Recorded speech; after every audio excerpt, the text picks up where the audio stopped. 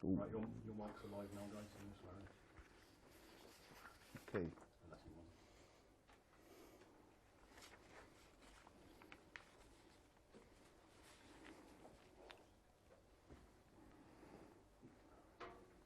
Are we allowed to use bad language? Is this, I'm sure nobody swears at Strength Asylum, do you, Andy?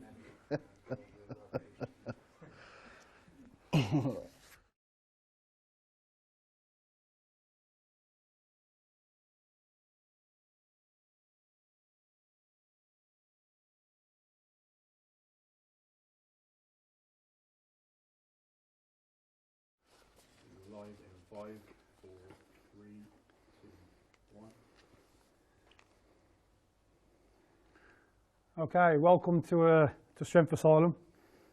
My name is Leroy Davis, you don't really know me, and to my left is Anthony Bailes. I'm a gym owner, IFBB Pro Bodybuilder. I've been involved in this sport now for, Jesus, let me think, since I was 15, 16.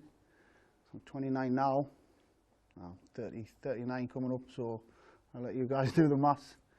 So yeah, you know, I've got quite a little bit of knowledge and experience in the field, so any questions you want to ask me, just fire away. Any subject, guys, any subject. You're going to train legs later on today. Now, do you already know in your head what you're going to be training, specific exercises, or are you going to train instinctively? And then generally speaking, do you train instinctively, chest stage, you know exactly what you're going to be training before you hit the gym, or will you see how you feel and then vary? Or is there some staple exercises that you'll always do? Is that question to me, yeah? Yeah. So really asking, do I plan my workout ahead of time? If I was at home, at my gym, you know, in the usual scenario, yes, I would go to somewhere quiet. You know, it sounds a little bit strange, but I'll go through the exercise in my head and stuff. And luckily I've got a training partner who's he's very, you know, he kind of works with me. He's kind of happy to go along with what I want to do type of thing. But today's a little bit different, you know. I mean, back at home, I wouldn't be talking when I'm training. I would have headphones in. You know, I know what weight I want to do, what reps I want to get. Obviously, this is a little bit of a different scenario. We're not going to just stick our headphones in and not talk to anybody. It's not going to work. So, yeah, I definitely always have you know, some staple exercises that I do. Over the years, you kind of find out what works and what doesn't. You know, don't get me wrong, I do try some of the new stuff. You know, I do. Usually if I try some new stuff, it'll be on a light day. You know, like, for example, down here today, I'm not going to try and impress anybody by throwing an extra plate on or something. If I train a strange gym, I'll take the plate off. You know, I don't know what Andy's hack squat's like, so, you know, I've used the leg press, so I kind of know what I'll use on there, but yeah, I definitely have some kind of set schedule that I follow. just going on from that. What I used to do is I used to work on it the day before, and I was sort of lucky, you know, and in a position where I could actually load out. I used to call it harvest the steel. I used to go around and harvest all the weights, and I used to load them out at the machines. Think about what I'd done last week, where we were at, what we'd done.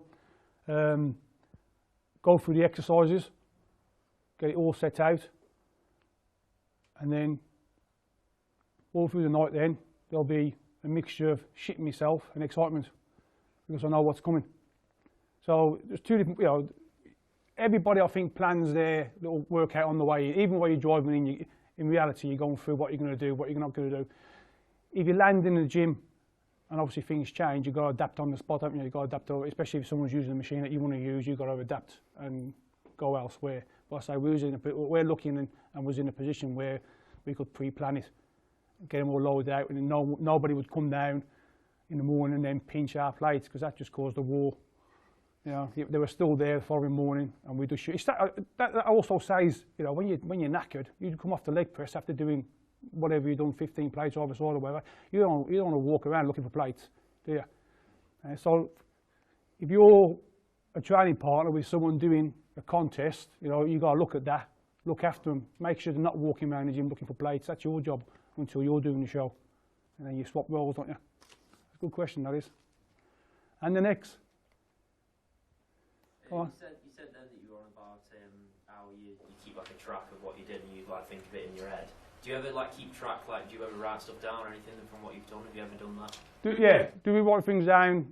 Well, keep a diary, training diary. Yeah, used that back in the day. I used to, so I knew exactly what I was doing, when I was doing it, how I was doing, what I'd done, how many reps I'd done. You know, it weren't sort of word for word, but it was something I could look at just in case I forgot or we need to change something. You know, if I didn't get 6 good reps out of that, it was obviously too heavy. We need to drop the weight a bit. If I got 8 reps out of it, I need to go up a bit this week. So yeah, keeping a diary or keeping a memo or whatever, it's a good idea. It really is. Even what you eat, you know, when you diet, it's still the same. How about yourself, Anth?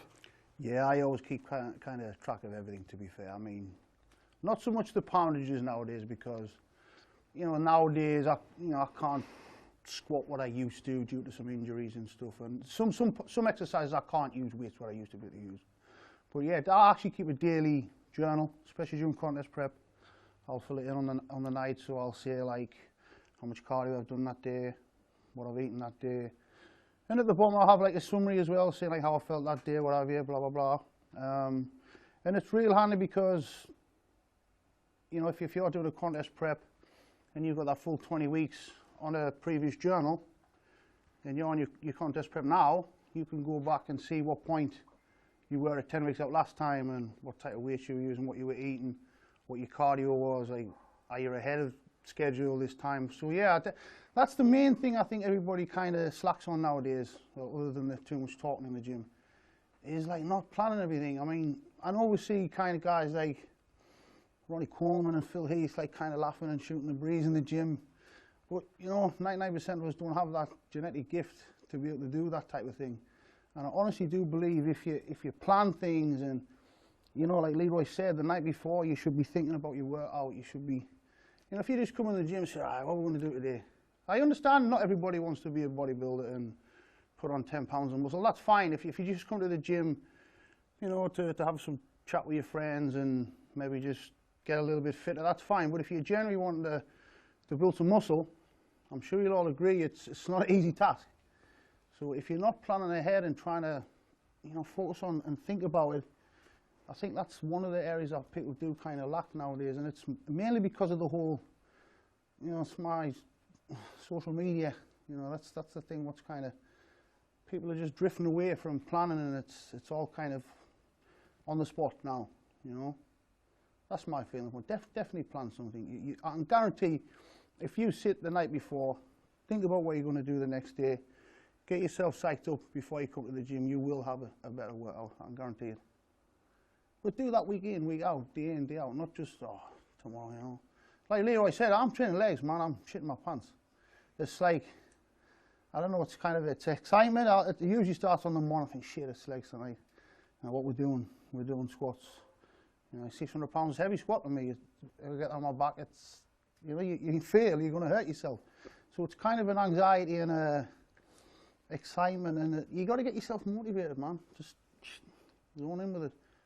This man trained with the guy who was like a machine like that.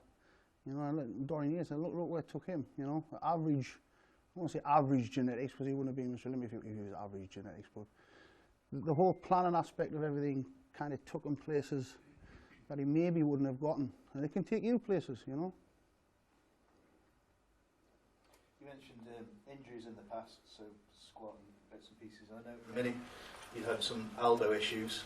So this year with your training, because I know you like to train heavy, how have you sort of dealt with that challenge of this elbow with this prep? Sorry, I'll just take a little drink of water. Yeah, injuries and how to deal with them. You're going to get injured. You know, if you're training 15, 20 years and you're lifting heavy weights, eventually things are going to, even if your form's perfect, you know, it's not like a car where something breaks, you just replace it. You know, you can't replace it, so you've got to start. One thing I would do, looking back, but maybe it wasn't as popular as it is now, was like deep tissue massage and stuff. You know, it wasn't really very popular back then. I don't know if those used to get deep tissue and stuff, Leroy, but you know, I'll definitely get more deep tissue. I'll definitely warm up more, you know. I'm like, I'm coming to like 39 now, and I go to the gym, and I'm saying to the younger guys, listen guys, warm up. And I know they're thinking that I used to just think, when people used to say that to me, yeah, I shouldn't go far. You know, I don't need to warm it.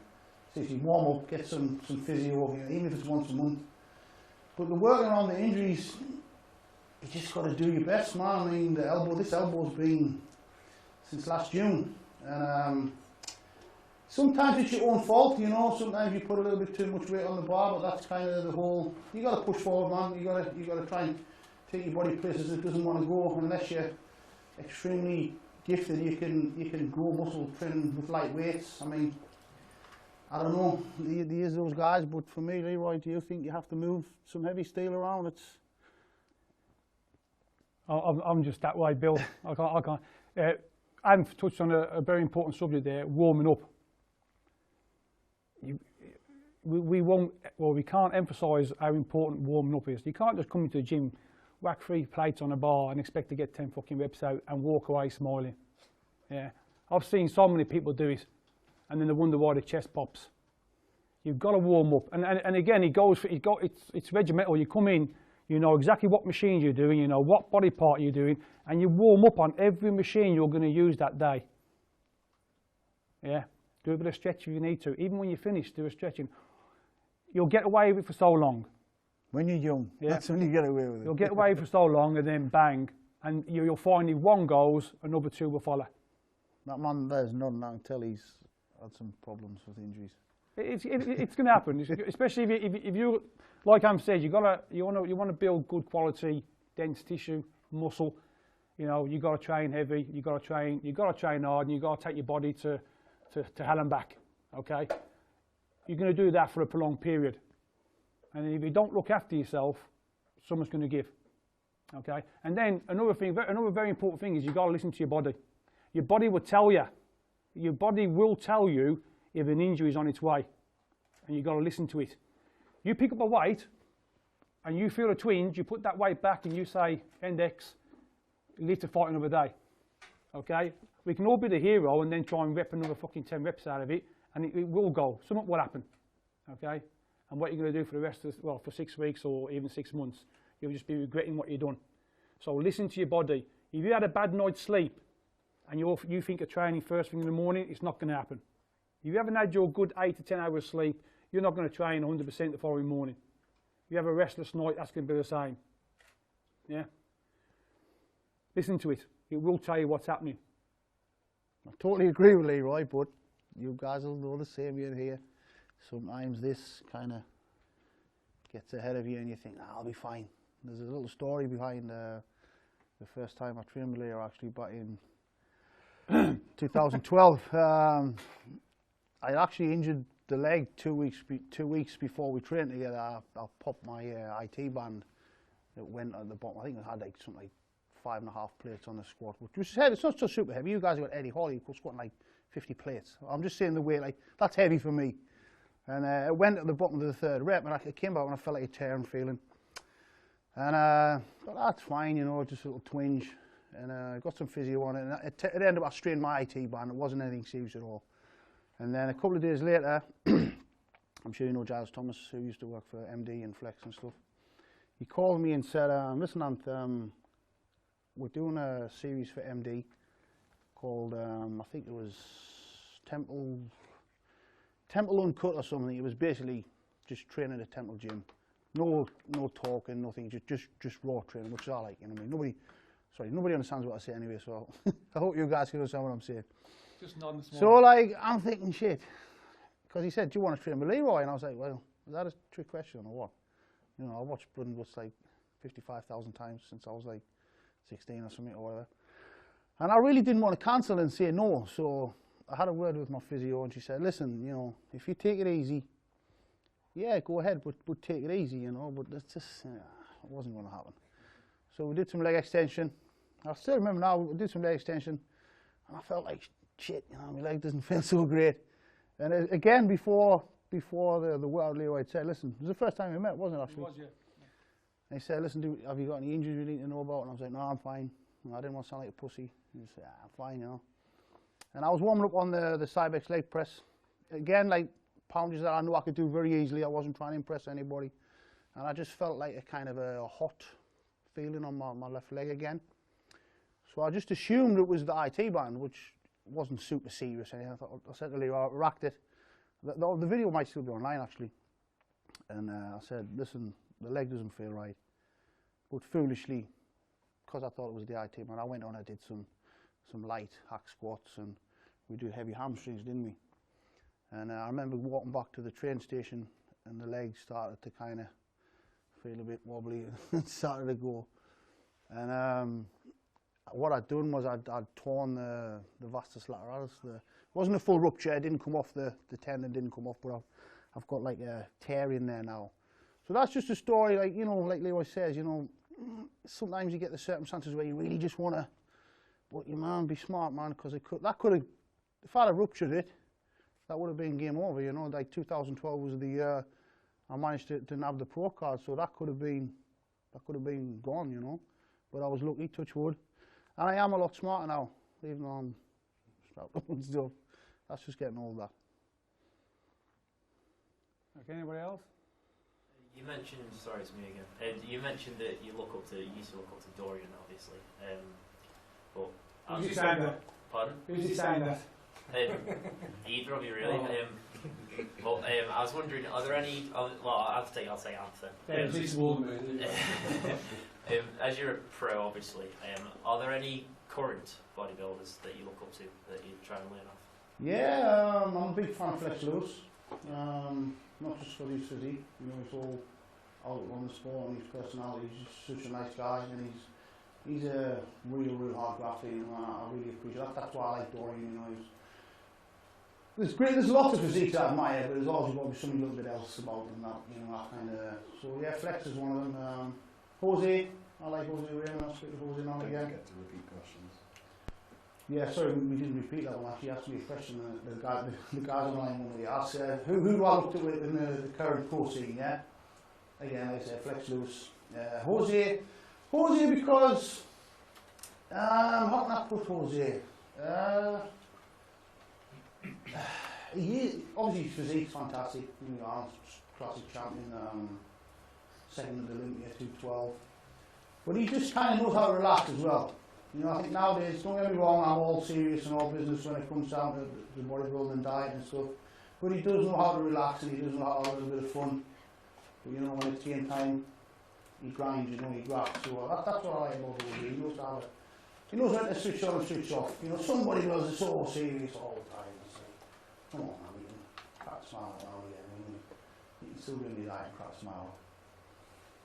But yeah, Jose and Flex are the two kind of ones I'm a big fan of right now.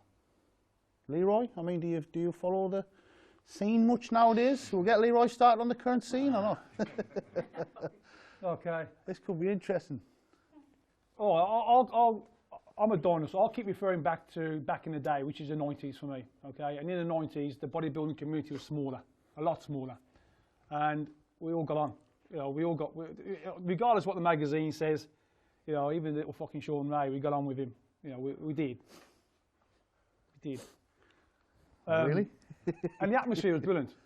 You know, the atmosphere was good. And even I, you know, even although I was with Dorian Yates, there were still bodybuilders on that circuit that I looked up to. You know, NASA, Alfred Batty, Kevin Leroy, Flex Wheeler, awesome physique. You know, and then along come the Frog, Paul Dillett. You know, unbelievable physique. Couldn't pose for a toffee, but what a physique. You know, so, and believe it or not, they all looked up to each other, and Dorian got a lot of respect from them. You know, it was that kind of community, and it was that kind of camaraderie. The camaraderie is unbelievable. Okay, on stage they went to war, they done battle. As soon as they come off the stage, it was back to buddy. You know, which was great. Nowadays the community is a lot bigger. You know, it's far and spread. It's spread a lot further nowadays, and to me, you know, I look up to him. The 212 category to me is, as far as I love the 212 category. I'm bored with the big guys now. I'm bored. I've seen it all before. I don't think the quality is there what it used to be. The shape's there, but I'm that's my personal opinion. I'm bored of it. But I think the battle's happening now in the 212. I don't know if you agree with that. But that's my opinion. The camaraderie, I mean, what is it? Oh, last year was good backstage, wasn't it? On the Yeah, I mean, obviously I'm new to the pro scene. I've only done two pro shows. To be fair, Body Power was great. I'll be honest, in Toronto, there were a few guys. Obviously, I don't know if I was the only UK guy. You know, I'm tired, I'm grumpy as well. I'm pissed off, you know, whatever. But I still say hello to people. And, you know, I said hello to a few guys and they're like, I know we're all battling against each other. But just what I was saying before, you know, it takes nothing to kind of just say hello. It's good to have a good physique, but it's good to have a personality to go with it as well. Yeah. I'm renowned for being a grumpy bastard. Am I? Nah, he's not. He's a grumpy bastard in the gym. But in the gym, you know, we come here to work. I don't know how you take your workout. I take my workout. Even now, I'm not competing, but I still love my workouts and I still take them seriously. And I've come to the gym to train. I ain't come to socialise. Okay. I never used to say 2 words to anybody in the gym. That's changed now. H is laughing at the back there, my training partner. Now I'll have conversations and people look at me and think, fuck me, he just spoke to me, Yeah, it's the way things change. It's the way things move. You got to have if you haven't got a personality, you're not going to get the right respect and the right following, are you? Hey, okay, he's got a good physique, but he's an arsehole. You're not going to get nowhere. yeah, it's totally different now with the whole social media thing. You're seeing guys all the time, so it's not just your physique that, you know, you kind of got to play the game now. It's just the way it is. I mean, I'm not saying I like it that way. You know, I've got a sponsor and I have to do the social media obligations and stuff. But I do like to keep it real. I don't put any bullshit on there and, you know, hey, buy this, it's great or whatever. You know, I like to try and put stuff on that maybe it's people to learn something from or get motivated from. Just, you know, again, the whole social media. I mean, we're kind of doing social media now, so if we weren't here, there was no social media, we wouldn't be doing this. So things like this is great, but I don't know, part of it's like, I know we're going a little bit off track here, just when Leroy got onto the personalities and stuff, but, you know, social media is helping bodybuilding in some areas, but it's also killing it as well. It's taking something away. I don't know what it is. I don't know where it's going to end up. It's just kind of spiraling, and it's kind of got to slow down somewhere. I don't know. Just eventually, people are not even going to train. They're just going to do a virtual workout. You know what I mean? You get what I'm saying, don't you? It's like it pisses me off when I'm in the middle of training and, you know, listen, hey, I've got sponsorship to help me try and be a better bodybuilder. You know, it helps. So I have to do things for my sponsor. That's fine. But if it's kind of impacting my training so much, it's not really kind of beneficial, is it? If you get a sponsor to help you be a better bodybuilder, and that sponsorship obligation is spoiling your training, you're not going to be a better bodybuilder, are you? So luckily, my sponsors, like, you know, they're okay with kind of what I do, and they don't ask too much of me. But I know some companies, it's just like, you've got to be on there all day, you know what I mean? You've got other stuff to do, like train, you know? What do you think about your social media? I think it's hurting the sport. Do you think it's hurting the sport? Yeah. Anyone disagree with that? Anyone disagree? I think it's ruined it. You see a lot on Facebook now where a Facebook like means more to some than actually going on stage and actually winning the trophy. Oh, shake your hand. Man, listen, I've said this to my sponsor as well. Listen, I'm not going online and trying to get 1 million followers. I don't care.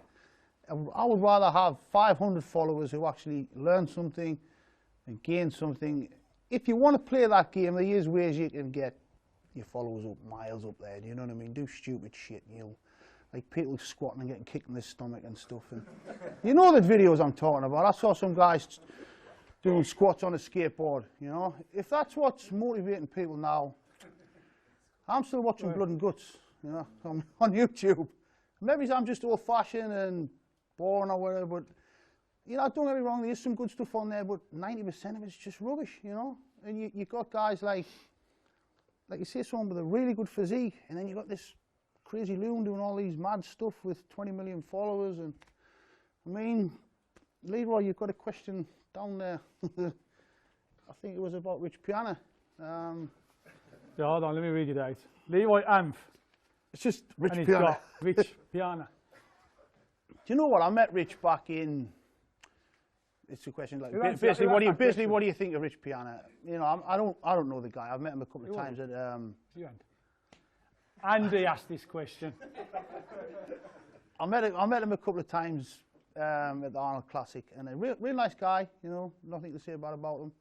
And to be fair, obviously I knew his arms and stuff were fake back then, but he actually looked pretty good. I'm not going to lie, he looked good.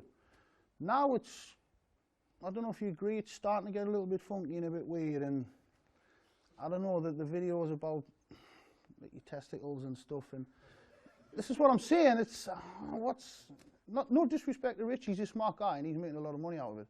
And if that's his goal, then cool, you know. But someone's asked a question and an opinion, it's no disrespect to the guy as a person, but what he puts out there, it's just scary, man. It's, there's some crazy stuff going out there. To me, it's not bodybuilding anymore. So there's your answer. Leroy, you probably haven't even watched the Rich Piano video, I'm guessing. No, I wouldn't watch it. Again, back in our day, this media just wouldn't have worked. It would not have worked, and the reason for that is because of the work ethic. Dorian used to show once a year, which was Olympia. After that, we go back into the cave and we'll start work all over again.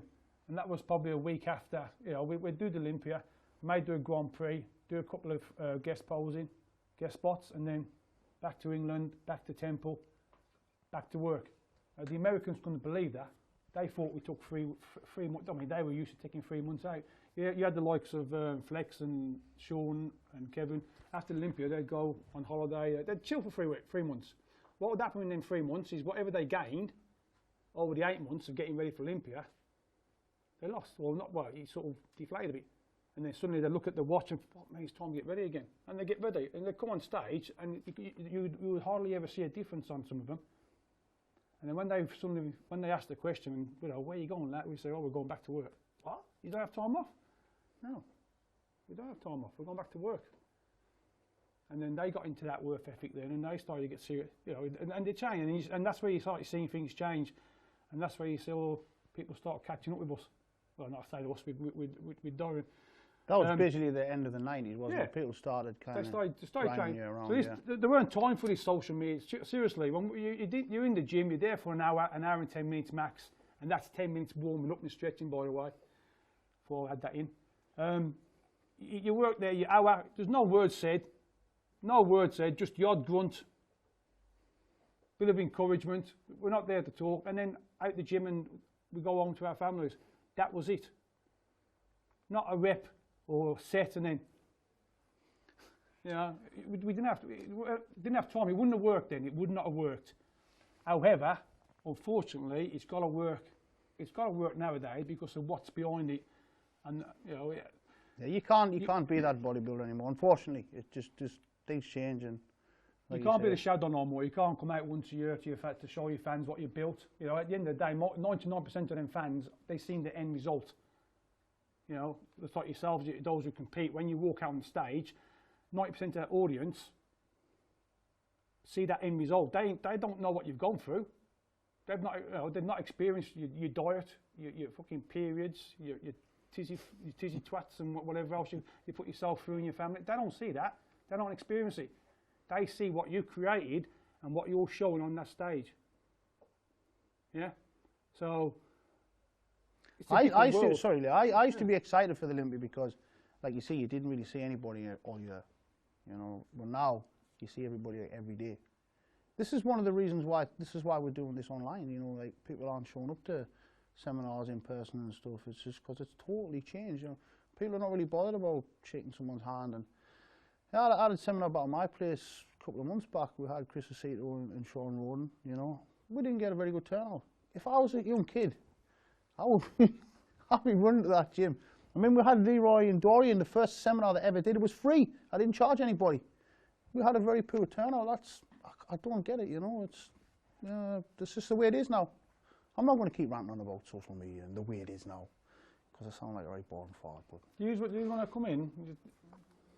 I just hope things kind of blocking the fire exit there. I hope things kind of slow down a little bit and kind of. I'm not saying go back to what they used to be.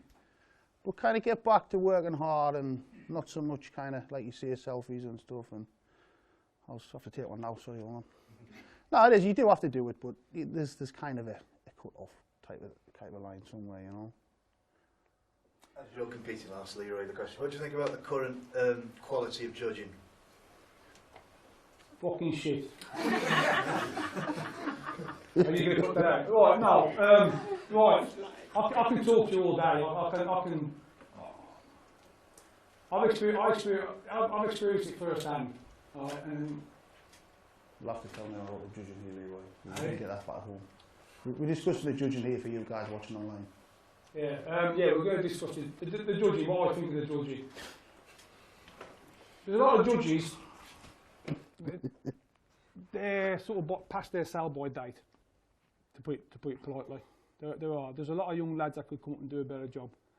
You know, I've MC'd some shows over the last couple of years, and I thought I knew what I was looking at, and what quality physique, whether it be a physique or a bodybuilder. I thought I knew what I was looking at, but obviously I don't.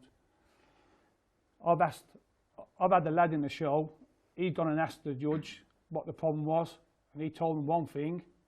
I've gone and asked another judge, and he's told. I don't think the judges know what they're looking for nowadays. There's that many criteria, there's that many categories, and they haven't got it in black and white. If they have got it in black and white, they're not digesting and learning it. This is what I'm experiencing. I mean, I don't know how you guys feel. I feel, you know, I take the piss, you know, jokefully out of physique guys. Okay, 30 of them will come on stage. 30 of them. They've gone through the dieting. They spent a lot of money training on nutrition and whatever else. They get on stage. They don't even get looked at. They're on for 5 seconds and they're straight off. And the people that are called out are the people. Oh, him again. Oh, him again. Oh, who's he training? Oh, who's posing him? Oh, surprise, surprise. It's happening. Even Stevie Wonder can say it's happening. And yet they're still getting away with it. So I'll keep out of this because I'm a show promoter, so. Yeah, I mean, that's my opinion. Yeah, I hear what you're saying. I'm not affiliated to any federation whatsoever. That's what I've experienced, that's what I see. And I'm damn sure 90% of you have seen and experienced the same as well. I'm sure some of you competing have experienced the same as well. They're going to, you know, they're going to start losing lads. Well, they're losing lads anyway. You know, the bodybuilders are starting to judge with their feet, they're moving. And I think the physique guys will start giving them the chase as well. Because it's a lot of money, a lot of effort, and a lot of time, and a lot of sacrifices to be told, we don't even want to look at you. Yeah. Your first pro show, there's always been a thing about paying your dues and bodybuilding. Yeah. Actually. So when you first got on stage as a pro, did you feel that you were fairly considered up there, or did you feel like you was never going to get the call-outs that you deserved? So my experience at my first pro show, well, actually my first pro show was in the UK. Yeah. You mean my first international pro Yes, show? international. Yeah, I thought I was judged fairly, to be honest. Well, that's the point, isn't it? Sorry. Yeah. The difference between a UK show and I get what you're saying. Yeah, I went out to Toronto Pro, and just, you know, you do have to be a little bit strategic. I'm not saying you go and enter an easy show, but possibly, you know, if I went to New York Pro, there's a lot of guys from New York do that, so you might not get, you know what I'm saying. I'm not, you know, it's your face is known and stuff, and I was a new guy, so Toronto is one of those shows where you get a lot of guys from around the world who go there and use that as the debut type of thing, just to hope that they get a look in type of thing. And yeah, I thought I was judged fairly. I was a little bit off, to be fair, and I have no complaints where I placed. To be honest, I'll be totally honest. When I was backstage, there was 29 of us, and I didn't think I made the top 15, to be fair. So, but looking at the pictures, yeah, I was kind of place or two where I should have been, but we weren't 100% on the money at Body Power or Toronto. So, yeah. I mean, I've seen it happen where we've all seen it happen where an English guy goes out to the US and maybe just doesn't get the call-outs that they deserve type of thing. But maybe sometimes because they're not very well known, you know, and they get, once we've gone through the rounds and by the time they get noticed type of thing, it's a little bit too late. I don't know. I'm not saying it's all kind of smokes and mirrors and bad decisions. It's just one of those things. I don't believe in all these huge conspiracies and everything, but it, you know, it happens in everything, not just bodybuilding. It happens across the board with everything. Politics, isn't it? I've got a question written down. I don't know who actually asked it, and it's Dorian was renowned for his intensity and consistency. Everybody has an off day, which we do. and this is what I said. This is what I said earlier. This is where you got to listen to your body. Did he, or was he as brutal as he came across, and did he plough through? A very sensible man when he come to train was Dorian. Okay, and we had a training schedule, day on, day off. And if he had an off night, he would ring me the following morning and say, we'll leave today and we'll train tomorrow. Okay? Vice versa. If I was having an off day, I'd say, listen, mate, I'm not going to train today, but I'll come and spot you. So he got his working out. So everybody has an off day. You can't fire on all cylinders 100%, especially if you're training hard with a lot of intensity, a lot of aggression, a lot of weight. You are going to have an off day, or your body's going to tell you, hey, up, let's have an extra day off. And that's where you got to listen. Yeah, you got. Sometimes you can go in the gym all fired up, ready, all motivated, and you start warming up and bang, it's not there. You know those days. Yeah, I know straight away when I pick a plate up to put it on the bar, it feels heavier than normal. You know. Or some days you're feeling a bit shitty and you might go in the gym, you start warming up and it just kind of clicks, you know. But that's the point where I'll decide, you know, if I don't feel, I'll be honest, I generally won't take the day off. I'll generally just back off a little bit, just have an easy one if you like. When you haven't got the kind of luxury to schedule your workouts where you can, I can train tomorrow. You know, generally when I've got to train, I've got to train. I'm sure all you guys are the same. You've got jobs and stuff, and you know, everybody thinks because you're a pro bodybuilder that you just like sit in bed and eat chicken and do nothing else. It's not like that at all. If anything, for me, I mean, I'm only a low-level guy. I'm not a top guy. Pro level's like, I don't know, becomes more difficult. You know, it was as easy as an amateur. You know, you seem to have more time to train and do this and do that. But yeah, that's when I'll generally decide when I get to the gym, and if things aren't firing, then I'll just back off a little bit. Again, as Leroy says, just listen. Sometimes you don't listen, and generally something happens. Particular time of the day that you train?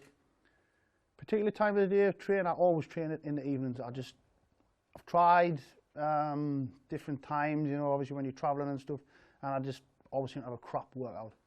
I mean, my gym only opens, I train at 6 o'clock in the evening. One of the main reasons I started training that time is because my friend finishes work and stuff, and you know, you got to wait till he's finished work or whatever. And but on a Sunday we were only open until 2 o'clock, so I did try training on a morning. And it's nothing to do with having meals in you or anything. I don't know whether it's just my body's used to it, or so I'll just open the gym back up later and train. Definitely evening for me. I know Leroy kind of prefers morning. I am not a morning person at all for anything, especially not doing heavy squats or deadlifts and stuff. Yeah, we used to train around 10:30 every morning, and the gym was closed. Again, you know, we were lucky in that respect where we had no one walking around or trying to get eye contact and say hello. You know, it worked for us. Now I'm sort of forced to train in the evening, so it's not so bad. You know, you just get more people. I was going to use the word then. You get more people around, and you just got to adapt and overcome. Well, I've got a question for Anth now. It's Kyle. Yep. Is that where are you, Kyle? Stand up, Kyle. Take your hood off. You're not robbing us, are you? All right, Kyle. You got 2 questions. Okay. And the second one I'm going to read it out to Anth, and then I'll answer for you. Okay. Have you come across any mental blocks to training? Example, working late and not training as hard as usual. Have you ever wanted to, or how would you overcome these problems? So we're basically talking about like motivation here, yeah. I'll be honest, it's very rare that I have a bad day. I just kind of up here. Luckily, I would like to think I was kind of very mentally strong in that. I don't know where it comes from when I was a kid or whatever. I've always been the same. Doesn't matter what it be, like bodybuilding, anything. You know, I've always kind of had that drive. If I'm going to do something, I want to do it right, or don't do it at all. And touch wood, luckily, I don't really have those. I've been asked this a couple of times before. I really can't explain it. It's just, but you're going to have bad days, and I wouldn't beat yourself up about it because you're not a robot. You know, if you do have a bad day and you're struggling for some motivation, sometimes I'll be feeling a little bit tired or whatever, and I'll go on YouTube and not watch people getting kicked in the stomach when they're squatting. But yeah, get some vids on there and get, you know, choose your favourite bodybuilder, get yourself fired up. It's all up there, man. Once you get those things, you know. But yeah, everybody has. I'm sure Phil Heath, Flex Lewis, Jose, all those guys have mental blocks. You this is how you get to the next level. You've got to kind of overcome them. I'm not going to say any names. I was talking to a guy 2 days ago, and he's like, "Oh, I can't make the gym today. That's it. Everything's ruined." I was like, "It's not ruined. You know, it's not ideal, but it's not the end of the world. You know what I mean? It's, you know, if you have a shit day, just don't focus on it. Get rid of it. It's gone. Move on to the next one, yeah? But yeah, sometimes you've got to dig deep, man, and this is where I was talking about the whole kind of planning your workout and getting in there with this.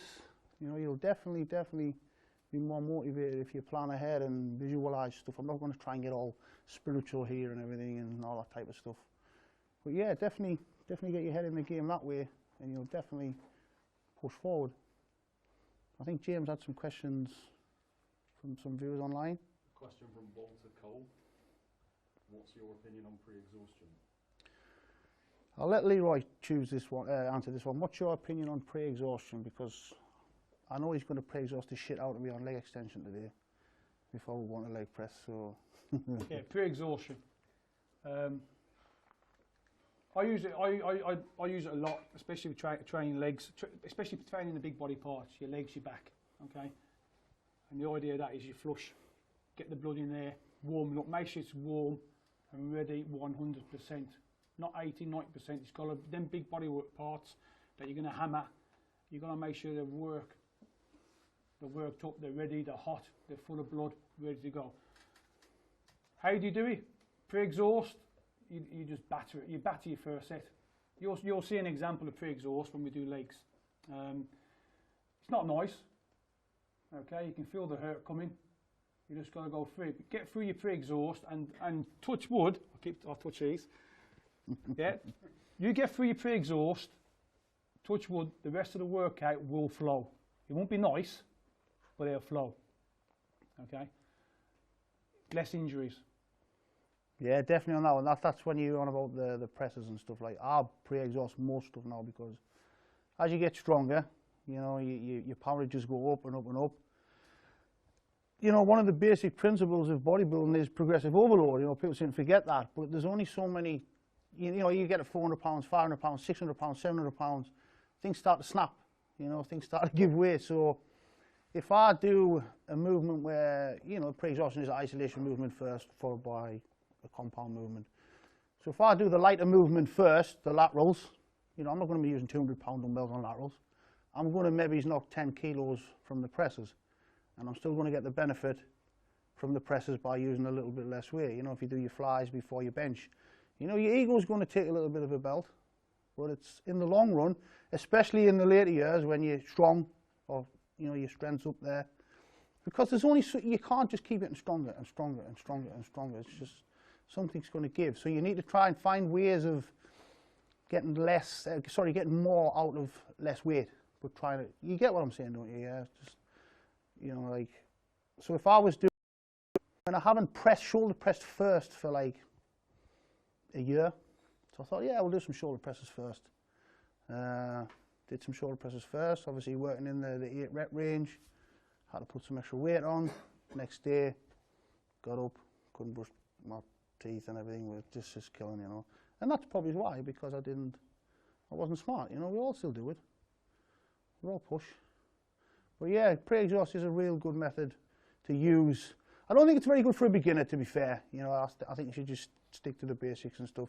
But once your poundage just starts creeping up there, us doing some leg extensions today, especially the way he does them with half reps and partials and drop sets, and you're going to be using less weight on your compounds. As simple as that. But you're still going to get the benefit from them. Okay. Come on, somebody give Jack. Leroy a wacky question. Who's Jack? How you doing, Jack? All right. You've asked the question, what develops a good work ethic? Yeah, is that your good question? Very good Clip question. round the lug. What develops a good work? You tell me, what's your definition of it? Good work ethic is the ability to go through a workout with as intense as possible Okay. Yeah, that's for you. But what about the person you're working with? What about your partner? It's an all-round thing, isn't it? It's an all-round development. Okay. If you're training with a partner, you've got to be there 100% for your partner. Okay. And what I mean by that is, you don't pass in the bar and then fucking look in the mirror and start doing your hair, which we see often. Or we're passing the bar and out comes your phone. Yeah. You've got to be there for each other 100%. And again, very important, if he's doing the show and you're not, because you shouldn't be, that's what you're there for. Pushing. Yeah. Be there. Catching, the spotting properly. Encouragement. He's going to have more off days than you because of his diet, because of his carbs, because of his intake of food and whatever, his energy levels. You'll be there. And hopefully, they'll return the favour when it's your turn. Yeah? And every workout, you've got to be true to yourself. You've got to be honest with each other. Yeah? If you pass him a weight and he comes down and you're moving that, you know, you'll see how we touch, how we spot. You know, it's a micro touch. If I'm doing more than a micro touch, I'm not playing. You're taking my energy, you know, you're taking my strength away from me, from my set. If it's any more than that, you've got to be honest. Look, mate, put it back, it's too fucking heavy. You're not going to be happy about it, but at least you're honest. Right? Don't do what you say, yeah, come on, one more, yeah! One more, yeah! One fucking more, yeah! That was good, that was. That was fucking good, that was. You know, you all say wrong, you can't do it. Yeah, don't be doing, you know, be honest. Tell me, be honest, if they can't take you, then really, you shouldn't, you don't want to train. Part of being a good partner, part of good work ethics. If you're talking about like mental work ethics, I really think part of it's genetic. I know we all talk about guys with good genetics, like physical genetics. You know, I do think mental genetics is also a kind of a gift. Like you say, I've always pushed. I'm not trying to sound like well, but I always felt like I've pushed harder than everybody else. I think you've got to feel like that. If you don't feel like you're training harder than everybody else and dieting harder than everybody else, I don't mean that disrespectful in any way to any other competitor, but you do. If you don't feel like that, then you're kind of not giving it everything you got, type of thing. And I do think some people don't have it. I'll be honest. Some people, there's some guys I've seen, physical genetics just, if they had it there, nobody would stand a chance. But then you get that guy with the physical genetics and the mental kind of work ethic, then those are the guys you hope that don't show up on the day, type of thing. They become unstoppable without one or the other. But yeah, I think work ethic is, I think it's not instilled in people as well nowadays. I know yeah, sure you can hear where I'm coming from here with the way kids are brought up now and stuff. Everybody's lazy. You know, people are getting lazy. Shortcuts. Yeah, they ain't none. No shortcut to hard work. But yeah, I definitely think it's a genetic thing as well. You know, you got some of those people who just grind, man. They're just machines. Again, we'll bring Dorian up. That he was the same. You know, talking to a guy who didn't go to bed after 10 o'clock for like 10 years. Like, do you know anybody who does that now? Very rare. You know. Come on, guys, keep them firing. Anybody else? Got a live one if you want one. Go on, let's have a live one. Rest pause versus drop sets from our friend Walter. Sorry, say again. Rest pause versus drop sets. Rest pause versus drop sets. For me, you're looking at me there, Leroy. Yeah, I am. I really like rest pause. Again, I'm going to go into the whole old man joint thing here again, because I'm knocking on 40. But nowadays, if I was to, obviously rest pause and drop sets to take your set past failure, you know, positive failure, whatever. I do less force reps and rest pause now. I think drop sets are a safer way to keep the intensity going. I mean, don't get me wrong, I do them. I do force reps, I do rest pause and stuff, but not as often. You know, they are a little bit harder on the joints and stuff. You know, doing like 2 or 3 rest pause reps is a little bit more stressful on the joints and tendons than doing a triple drop set on the bench or something. So yeah, I do use them. They both have benefits. Drop sets is probably the safest option.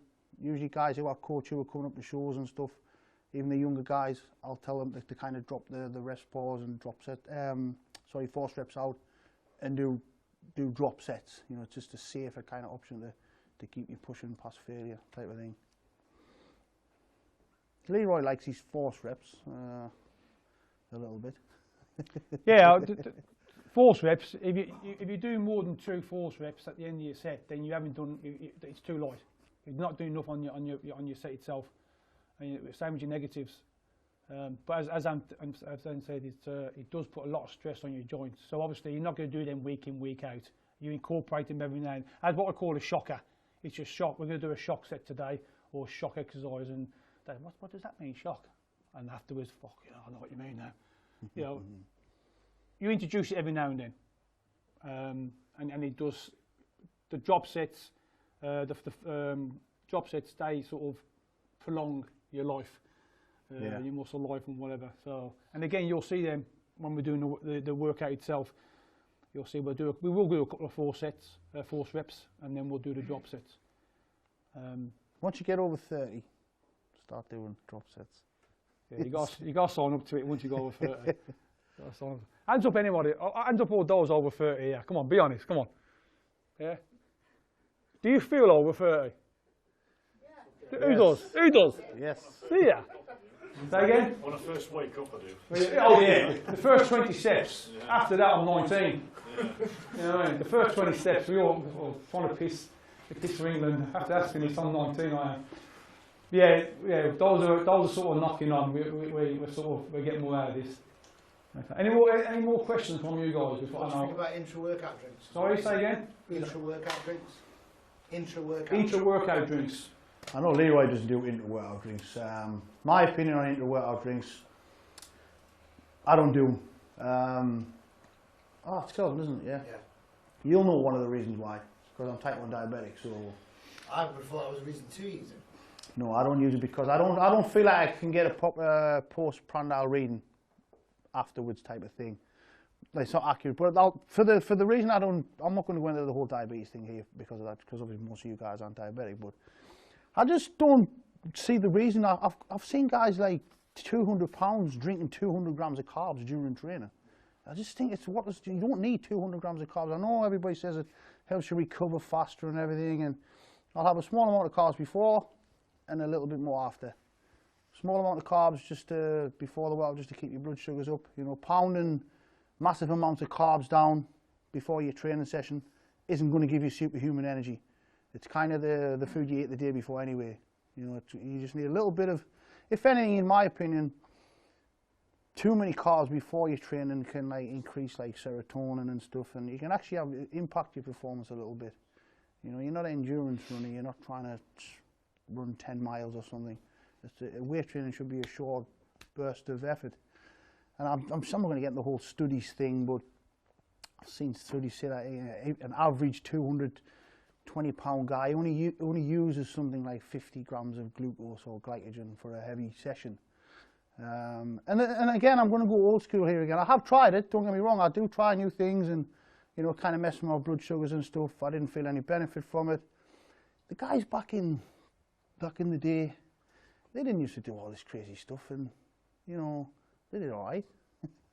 I just think everybody's kind of getting too complex, and when you're on about the whole intra-workout shake thing, I hear guys in my gym, I've got a gym, and I listen to them talking when I'm in the office, and like, yeah, I'm having this pre-workout, and I'm having this intra-workout, and post-workout I'm having this, and before I go to bed I'm having some casein mixed with some beef to supply the amino acids, and they're just talking about all the stuff, but they're not training.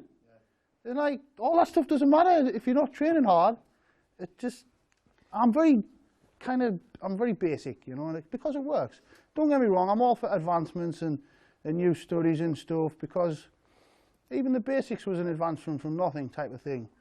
But most of the stuff now is just bullshit, man.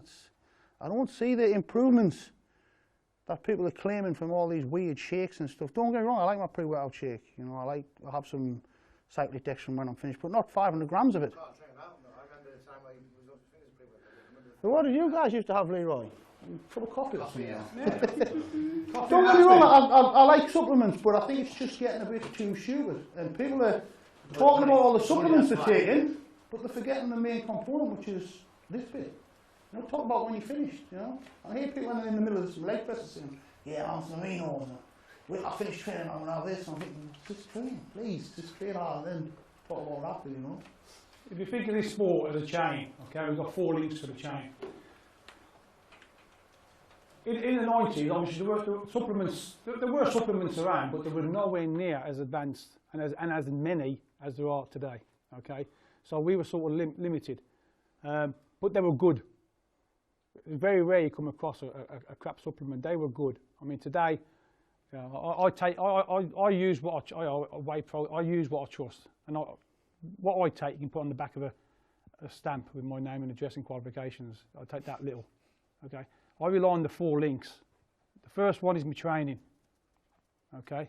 How I train, when I train, and the period I train for. Second one is my R&R, my rest and recuperation. Yeah. Okay, I'm getting old. After 11 o'clock, I'm asleep. I'm snoring. You know, some of you young guys, you probably try and burn candle at both ends. It won't work. Remember I said about injuries and how your body feels in the morning? You don't feel right, you don't train. So you've got to get the right rest and recuperation in, okay? Your food, your nutrition, the food you take in, the calories you take, what you take in, that's important, okay? It's no good doing a good training session and off down the pub for 10 points after you've done chest and arms, okay? So that link's there. And then the last link is what I call the supplements, okay? That's your supplement, your drinks, your shakes, whatever, your pre-workout, your middle workout, your end workout, before you go to sleep, well, all that stuff, plus obviously your gear, okay? So there's 4 links to that. Now, if you're not going to be 110% on any one of them links, you're wasting your time. You've been you don't have any rest and recuperation, you broke the link, you broke the chain. You're not going to gain, you're going to go backwards. You're wasting your time, effort, and you're wasting your money. Do you understand that? Yeah? So yeah, things have improved, and you've got an array of supplements to pick from. But pick the right ones and use them at the right time. Otherwise, you are wasting your money, time and effort. You always get the whole, you know, like training's 50%, supplements 30, whatever's 20. Each one's 100. You know, there's none. Those aren't in line all. But training first. You know, like I say, people are forgetting about the hard work. I know we're not telling you anything new here. Like Leroy's just gave you 4 things there. It ain't anything new info, but it seems to be getting forgotten about. It seems to be drummed home a lot more nowadays. You know, this is why we're here today. We're probably not going to tell you any new super advanced ideas or anything. We're just going to come. We're going to train, try and remind you of some. You know, I'm sure some of you train really hard, but I'm guessing a lot of guys are slacking nowadays, and they're just kind of forgetting what hard training is. You know, yeah, it's going to be a little bit different and a little bit strange training in front of you and talking to people, and we probably won't have 100% workout, but yeah, I think I wanted to go home from here today motivated. If anything, we're not, like I say, we're not going to give you no rocket science, new ideas and stuff. You can go online and look at all that shit. Most of it's bullshit, you know. Again, I take pre-workout, you know, I take a post-workout shake, I take protein, I take vitamins, but basically just basic stuff. But I don't forget about the training. That's the most important one. Even before your nutrition, you know. If I notice a difference, I keep it in. If I don't, I just discard it. And I always find I keep going back to the basic stuff. There was one point in my bodybuilding career, if you like, I was getting a little bit complicated and doing all this weird stuff and trying all this and that. And what happened was I got diagnosed diabetic back in 2007. And I decided that I was going to strip things back to the bare basics again. And I started making progress again. You know, once I got all too complicated and stuff and overthinking it, the progress stopped. If anything, I was getting worse, you know. So I'm not saying it was great getting diabetes and then whatever, but, you know, so, hey, everything happens for a reason, so to say, so I don't know. Well, you answered that question. What was that one, Leroy? Diabetes when you started and all that. Yeah, it was 2007 I got diagnosed diabetic. Happy days. Going back to competition, 212 guys seems now are all in sort of really good condition, certainly as opposed to the open class. So, what are your thoughts in terms of, with the bigger guys, why conditioning seems to have been drifting away. I mean, of course, you'll get maybe top 2, 3 as sharp as hell, but then as you go sort of 3 to 10, they can start to get very soft. Now that never kind of used to happen. Yeah, I hear you on the current level of conditioning. I'm a little bit confused with it as well, because you've got guys coming in with like shredded glutes but a soft stomach. Yeah. I kind of, honestly, I really don't know the answer. I mean, I do speak to some of the top guys, don't get me wrong, and I always pick the brains and stuff, and maybe some of them don't tell me whatever, but it is very strange right now. It's got to be something hormonal. Possibly, yeah. I mean, Cutting sodium or something like that. there's definitely something going on behind the scenes. It's not because they're eating too many chicken breasts or, all the other stuff's in place. And again, I think the conditioning thing has a lot to do with, like Leroy said, Dorian could just go away, focus on the show, work like a machine, come back. Nowadays, you've got so many other obligations going on if you want a paycheck, basically. It does kind of detract from your prep and stuff. You can't just go and hide away in the dungeon and do whatever. So I think that's a little bit to do with it, Just gone 5 o'clock. I've just been informed by James it's like 5 o'clock, so this isn't a major sponsor plug, but we're going to train at like 5:30, so I'm going to have a pre-workout shake. No, I do really like a pre-workout, but it's nothing. It gives me a kick up the arse after a long day. That's it. It's nothing. I don't think it's going to give us some superhuman powers or anything. Or 212, you never really get out of shape. But how heavy will you get? I don't get out of shape. Yeah, you do. Yeah, I do. Why do I stay in shape? To be honest, one of the reasons is because of the diabetes. Kelvin will tell you, once your body fat levels and stuff creep up, it gets harder to control the blood sugars. And for health, to be fair, I used to get it like 250, 255. I used to feel like shit, to be fair. When looking back, we've all done it, we've all kind of went, like, again, if you've been in the younger years or whatever. When we were young, you step on the scale, Now I'll step on the scale and get annoyed if I put 3 pounds on. It's kind of changed now. But to be honest, the main reason is, it's for health, to be honest. And again, I'm 212, so there's no point in me going to like 250, 260. It's a kind of a blessing that way. That limit, I think, is what makes them get in condition. The You can't play Yeah. with size. You can't play with size. That's the point I was trying to make. I think be that in condition. I mean, that's Some guys are having a hard time getting down to 212. Yeah.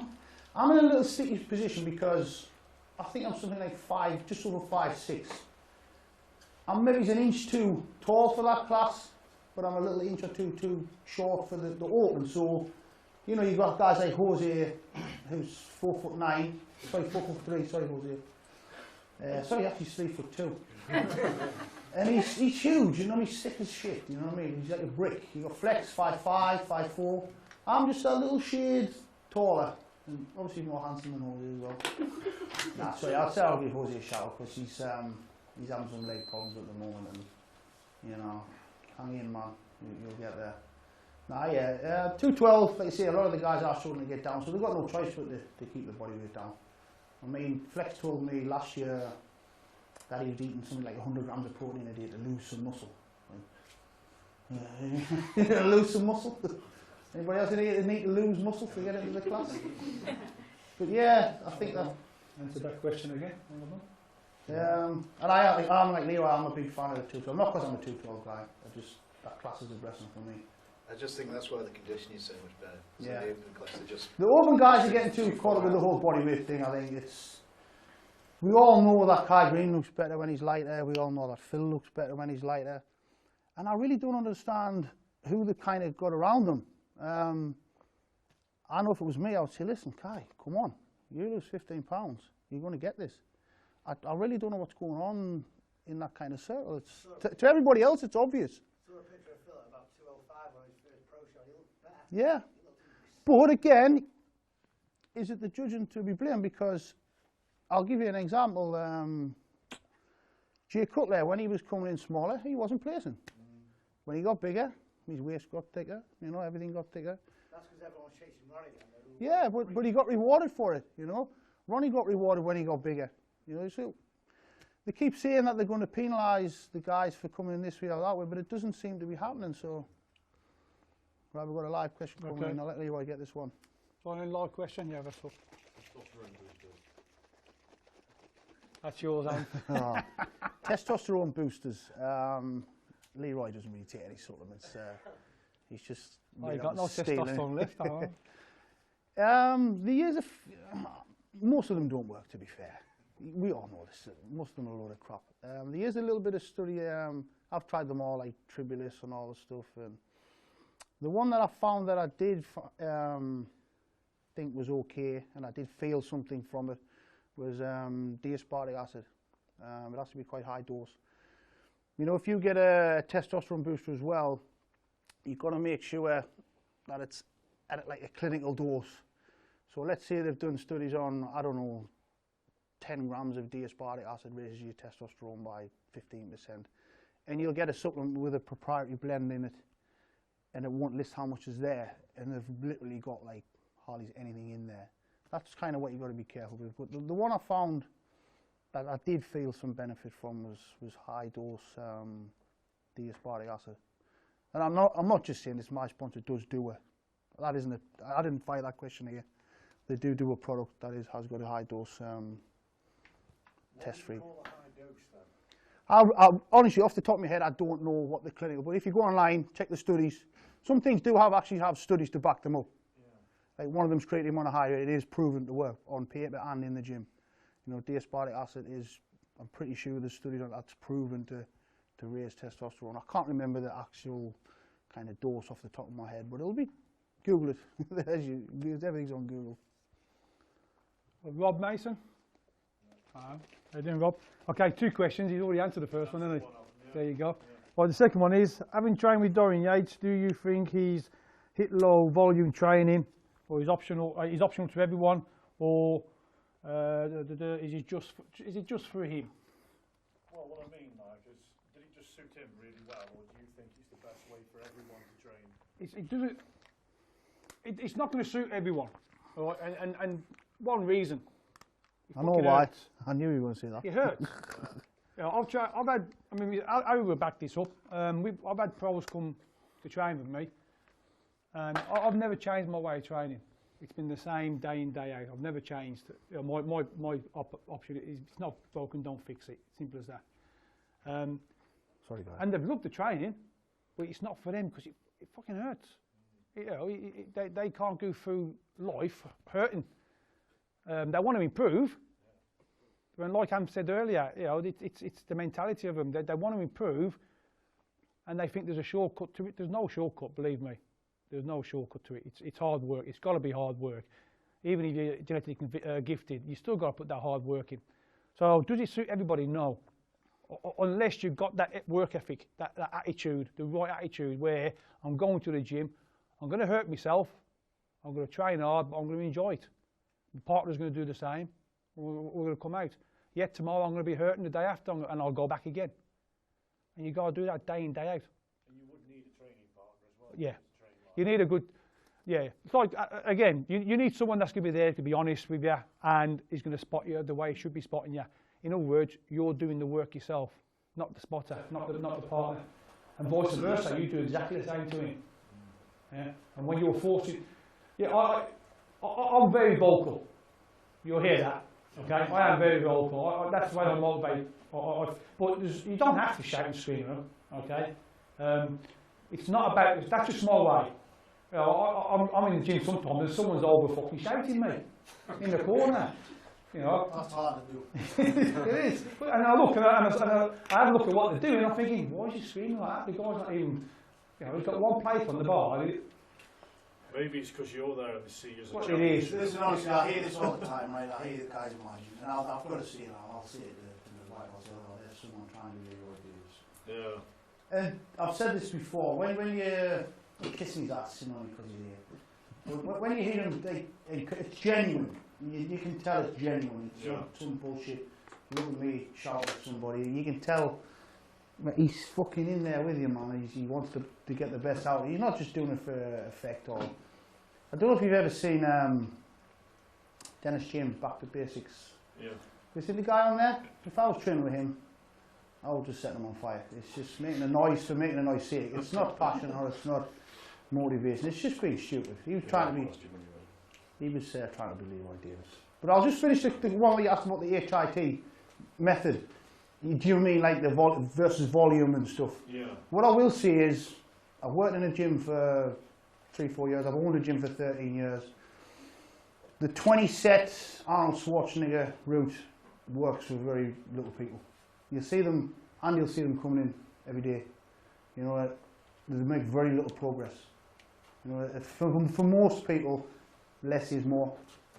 And that's an old saying, but if you're not progressing on your lifts and you're not moving forward, it just astounds me that I see that, and I try and encourage them to change, and I'll give someone a routine, and they'll do it, because like Leroy says, after a couple of weeks, because they're hurting and they don't like it, they go back to doing the same shit they've been doing for 5 years, and they didn't make any improvement. So decide why you're going in the gym. They say not everybody wants to gain 20 pounds of muscle, but if you want to put some muscle on, you're going to have to dig in there, man. Right, if you're new to training, would you recommend a 3-day split or 4 days? Everybody's different. Yeah. Depends what your job you got, you know, depends if it's a manual job, if you're sitting on your ass all day. Some people I can get by on very little sleep. I mean, ideally I would like to get more sleep. You know, I've got a young daughter now, she's just been born, she's 7 weeks, so I'll be training today on like 3 hours sleep. I'll probably still have a pretty good workout, hopefully, touch wood. But no, the whole 8 hours thing is ideal, but some people don't get it, and everybody's training split different. I've trained Monday, Wednesday, Friday, hitting everything once every 10 days. I've tried 2 on, 1 off. Yeah, I do try new stuff. I'm not a total dinosaur, but for me, just Monday, Wednesday, Friday, Sunday, day off in between, you know, or at least if you're doing legs, take your day off after legs, or take your day off after back type of thing, after a big body part. So it's ideal to have a 7-day period between each body part. If you train it today, tomorrow we're going to start stiffening up a bit. The day after we're going to start hurting. The day after that comes the real hurt, and then they start to settle down again. Yeah, so come the 6th day, we're ready to again hit them the day after. That's if you're training hard. If you find that your legs are not hurting, you're being lazy. And again, you've got to be honest with yourself. Yeah. You really feel that 7 days is the way, because obviously everyone fits a 7-day into a 7-day week. We all work that.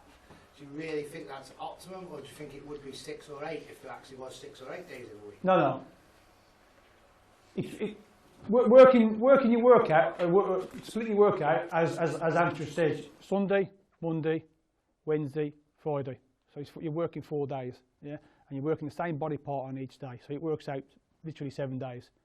If do 8 days, better. You have an extra day's rest. Unfortunately, it's not there. That doesn't suit all people. If you think that's better, then why couldn't you do that? Why couldn't you can. No, well, that's what we do. Everybody's different, you know. Everyone, again, it all depends on your circumstances. So it isn't, that's what I'm saying. So the 7-day thing isn't set in stone. You can do 2 on, 1 off, 2 on, 1 off, and train every 6 days, or you can do 2 on, 2 off, or 1 on, 1 off, 1 on, 1 off, 1 off, 1 off, and train every if you can do that, great.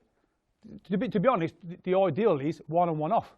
The ideal, but again, that will still work out literally the same. And that's right the way through to pre-contest as well. Yeah. If it's not broken, don't fix it. The new kind of fad now seems to be everybody's hitting things more frequently. You've seen a lot of stuff online and stuff. And for me, if I've hit legs properly, I ain't touching them again. I can train legs 3 days a week. It's just it ain't happening, you know. Just that's me personally. You've asked me personally. If you can train legs 3 days a week and your legs are growing, keep doing it. If you can train them 5 days a week and they're growing, keep doing it. But for me, that ain't happening, man. If I'm training legs today, I ain't got no, at least 6 days, at least, you know. I'd rather give myself an extra. That brings us on to our next question. Tasmin, you know? Sorry, I think James had an online one quickly, didn't you, James? Yeah. Sorry, we did. Do you want to get that in first? Longevity in bodybuilding, how important is it to you? Longevity in bodybuilding. Well, Leroy's 50, and he's still banging away some nasty poundages, so he'll have the secret there. I'm 39 nearly, and I'm dropping apart. So, to be honest, there's no age limit on training with weights. Is there? If you look in the gym, you got a 16-year-old, and you'll see an 80-year-old. There is no limit. And like I said earlier, you're as old as you feel. I feel great. You know, I don't feel the age I am. I might look it, but I don't feel it. An 80-year-old probably would be just the same. He'll come in. You're not going to push the same poundages as you did when you're 20 years of age, but you'll still enjoy the workout. You still carry on, and you still may even train with the same intensity. But longevity, as a person in the gym, it's as long as you want. As a professional bodybuilder, if you're doing well, probably 6 to 8 years. If you're doing well. Longevity is in like competitive bodybuilder. Yeah. Bodybuilding is actually good for you. I think it's a great hobby or whatever. Competitive bodybuilding, high intensity training, that type of training, it's not good for you basically. It's a massive stress on your body. And that's why I would advocate, you know, if someone comes to my place now and asks for advice on longevity, definitely warm up, definitely get the bit of deep tissue, whatever you can afford, because it's expensive, you know. If I can afford to get it every day, I'll get it every day. You know, like there was a time of coming up to Body Power, I was spending like nearly like 200 quid a week on therapy. That was just to get me to the show. But like you say, even if you don't feel like you need it, it's kind of prevention rather than, like most people will only go to get the back sorted out when it starts to hurt. You know, if you've got the money once a month or once every 6 weeks, go and get it done, you know, try and keep yourself right, you know. It amazes me that people spend so much money on like supplements and performance enhancement and everything, and they won't pay to get a massage. It's too expensive. It's the price of a pizza or something, you know what I mean? Just think about it. Right, and just going back to that question with reference to our training days, overtraining. Yeah. How do you know when you've overtrained? Well, you found he's going down. Who's that? Oh, sorry. This is, yeah. What else? What else tells you? Your body doesn't recover, just aches all the time. Your body's tells you you got to listen to it. You got to notice the signs. You got to understand the signs. Yeah. Oh, this probably happens in every gym, and it does frustrate me. But it gets to I just don't say anything no more. I get lads. I come into a gym and I'll wait for H for about half hour, and I look around the gym and there's certain people training and they're doing chest. We'll go in and we'll hit chest and biceps, and we'll sit down and have a protein drink, and we'll turn around and the same people are still fucking doing chest. And they wonder why they're not going. They're in the mirror giving it all that, whoa, but nothing's moving, nothing's growing. I'll give you an example that just funny enough. I actually trained back last week, and there was two guys who were talking when I started on one of the machines, and they were still talking when I finished. I mean, again, if that's why you want to go to the gym, that's fine. You know, not everybody wants to be a bodybuilder. But when you got those two guys will be coming to me saying, "Oh, Anth, I'm not gaining any muscle." That's why. You know? Like that. If you want to go and have a chat with your friends and your goal isn't to be a bodybuilder, that's cool, you know. But then don't complain when you're not making any progress because you're not putting the effort in, you know. Some people might just play football and they want to go and do some abs and keep fit, and that's cool. But I've took time to write somebody a diet out and everything, stand at the counter with them. Kelvin will know this, he's got a gym, and I'll go and clean up at the end of the night and I'll see it in the window. You're just wasting your time. You're wasting your time and my time, and I just feel like killing them, you know. I've got time for anybody and everybody who is serious. You know, there's only so many hours in the day, and there's only so many things, how much you can help people.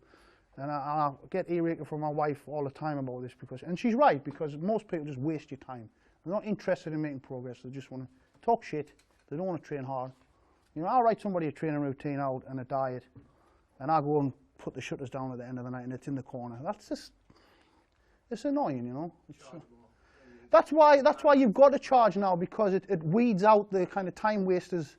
That person there who's left that in the corner, it could have went to somebody who really would have appreciated it and done something with it type of thing. So it is the whole this guru thing, but I tell Leroy this all the time as well. I don't like to charge. It's like, I feel like you shouldn't, but this is kind of why you've got to now, you know. I'm not going to charge Andy for coming down here today. I don't want anything from Andy to come and try and motivate you guys, you know. As long as he flies us back in a helicopter, I'm fine. So the train ride was terrible. Jumping from the way.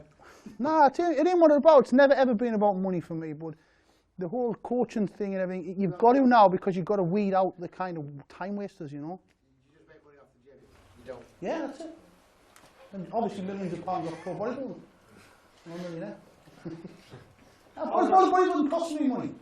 Yeah. We all know that. You know, unless you're at the top of the chain, which is even rarer now, because even the top guys are finding it harder to make money now, because you got the Instagram crew, you know, doing everything for Kevin's face, for a tub of protein and stuff. And that, like you say, that's cool, but it's tough to make money from bodybuilding alone. You know, I make my salary from the gym, and I'll never be a millionaire with a bodybuilding gym. If I wanted to make loads of money, I would open a nice fancy pink gym with pink weights and silver chrome stuff. Any more, James, online? Any more, guys?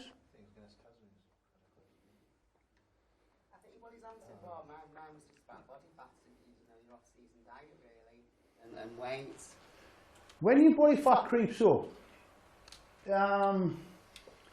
I used to find, if your body fat's going up and you're benefiting, like your poundages are going up and things like that in the gym, then cool, do it, you know. But, you know, get your blood work done and stuff. That's another bit of a gripe of mine. Like, people do all this stuff, but they begrudge paying like £100 for a blood test just to see if everything's kind of okay type of thing. But when I used to get real heavy, when I was obsessed with being like 250 pounds or whatever, I used to feel like shit, used to be tired, my appetite was crap, and I wasn't really that much stronger in the gym. My body basically just wasn't efficient, you know. It just kind of, I don't know, I was obsessed with the weight and stuff, and we all go through that phase. Now when I stay a little bit lighter, you know, my strength's around about the same, you know. I'm always hungry, I've got a good appetite, I feel okay, you know, I don't feel sluggish and tired. Like I say, I can generally get by on a lot less sleep. When I was heavy, Jesus, I just wanted to sleep all the time. I just felt like crap, you know. So if you are benefiting from getting your body weight up, which some guys do, some guys get real heavy in the off season and make real good gains. I just don't think you need to put like 50, 60 pounds on to gain 5 pounds of muscle. I mean, I do cardio around every day, at least 30 minutes. Again, my body feels more efficient. You get these people, oh, cardio, you're doing cardio, you're not going to grow, and it's because you don't want to do any cardio, basically. That is the bottom line. Nobody, it's boring as shit, it's crap. You know, but it's got a purpose, you know. Nobody likes walking on the treadmill. This is the same with all this crazy, it sounds so old-fashioned here again, but all this crazy new cardio methods. You know, like running up hills with things on your back and stuff, so you can get it done in 10 minutes. It's because walking on the treadmill for an hour is crap, and nobody wants to do it anymore. Kevin Leroy used to walk on the treadmill. Don Yates used to ride the bike. Ronnie Coleman used to walk on the treadmill. Yeah, just walking on a treadmill. That's all I do, yeah. I might do a little bit of higher intensity stuff. Kelvin will touch upon, just to kind of increase my insulin sensitivity a little bit. But that's, other than that, I wouldn't. Just once? What do you mean just once? Just once a day? Oh yeah, off season, yes. Pre-contest, I'll do like, I have been doing like an hour and a half. That's what I've been up to at this point. In one session? No, once I get to an hour, I'll split it. Right. Yeah, basically because it's just so boring. Nobody wants to walk on the treadmill for 2 hours. I knew a guy once who was doing like an hour in the morning, an hour on his lunch break, and an hour at night. Now I would be ready to kind of set yourself on fire doing that. And low carbs. Do you think that's necessary though? No, if you're having to do that, there's something wrong elsewhere in your preparation. It's just, if you're having to kind of go to that, that's my opinion. You need to look at something. We all know it's not as simple as eating nothing and doing loads of cardio. It's like, I've seen people like that, and it doesn't, you know, you need to either hire somebody who knows what they're doing or fire your current coach. I know someone who had a girl on 2 hours cardio, 20 grams of carbs. That was that she had 100 grams of potato, like 17, 18 grams of carbs. No fat, you know. I don't do high fat anyway. I'm not a big fan of, again, I'm old school, you know. Kevin, everybody didn't used to eat peanut butter and cashews and almond butter and all that stuff. But if it works for you, fine. Again, I've tried it, you know, I have tried it. It's just, for me, doesn't work. I saw a diet last year, bikini girl, was actually his girlfriend. She was on 400 grams of protein a day with about 15 grams of carbs, like you say, no fats. Basically all that's happening, that protein's converting to carbs anyway, and it's just putting stupid stress on your kidneys. It's just, there's all these bizarre methods again. It's not, honestly. It's justifying a coach though, I think. So it's what? It's justifying a coach. It's justifying a coach. Yeah, yeah, but they're coming out with theories of how they can Where are they getting these theories from, do you reckon? Do you know why people have come out with all these new crazy theories? I wouldn't trust anybody with those sort of that advice. Yeah, but you've probably got a bit of experience and you know that. But it's unfortunate it's the people who haven't got the knowledge or a bit of knowledge and the experience. They're very gullible. There's too much information, that's the problem. Oh yeah, yeah, totally. That's what they're doing. All these so-called coaches that haven't been on stage and done fuck all, but yet they think they're gurus. All the information has come off the internet. That's all it is. And then they'll tweak it to what they think, oh, well, nobody else is doing this, so I'll cut their carbs down, I'll do this.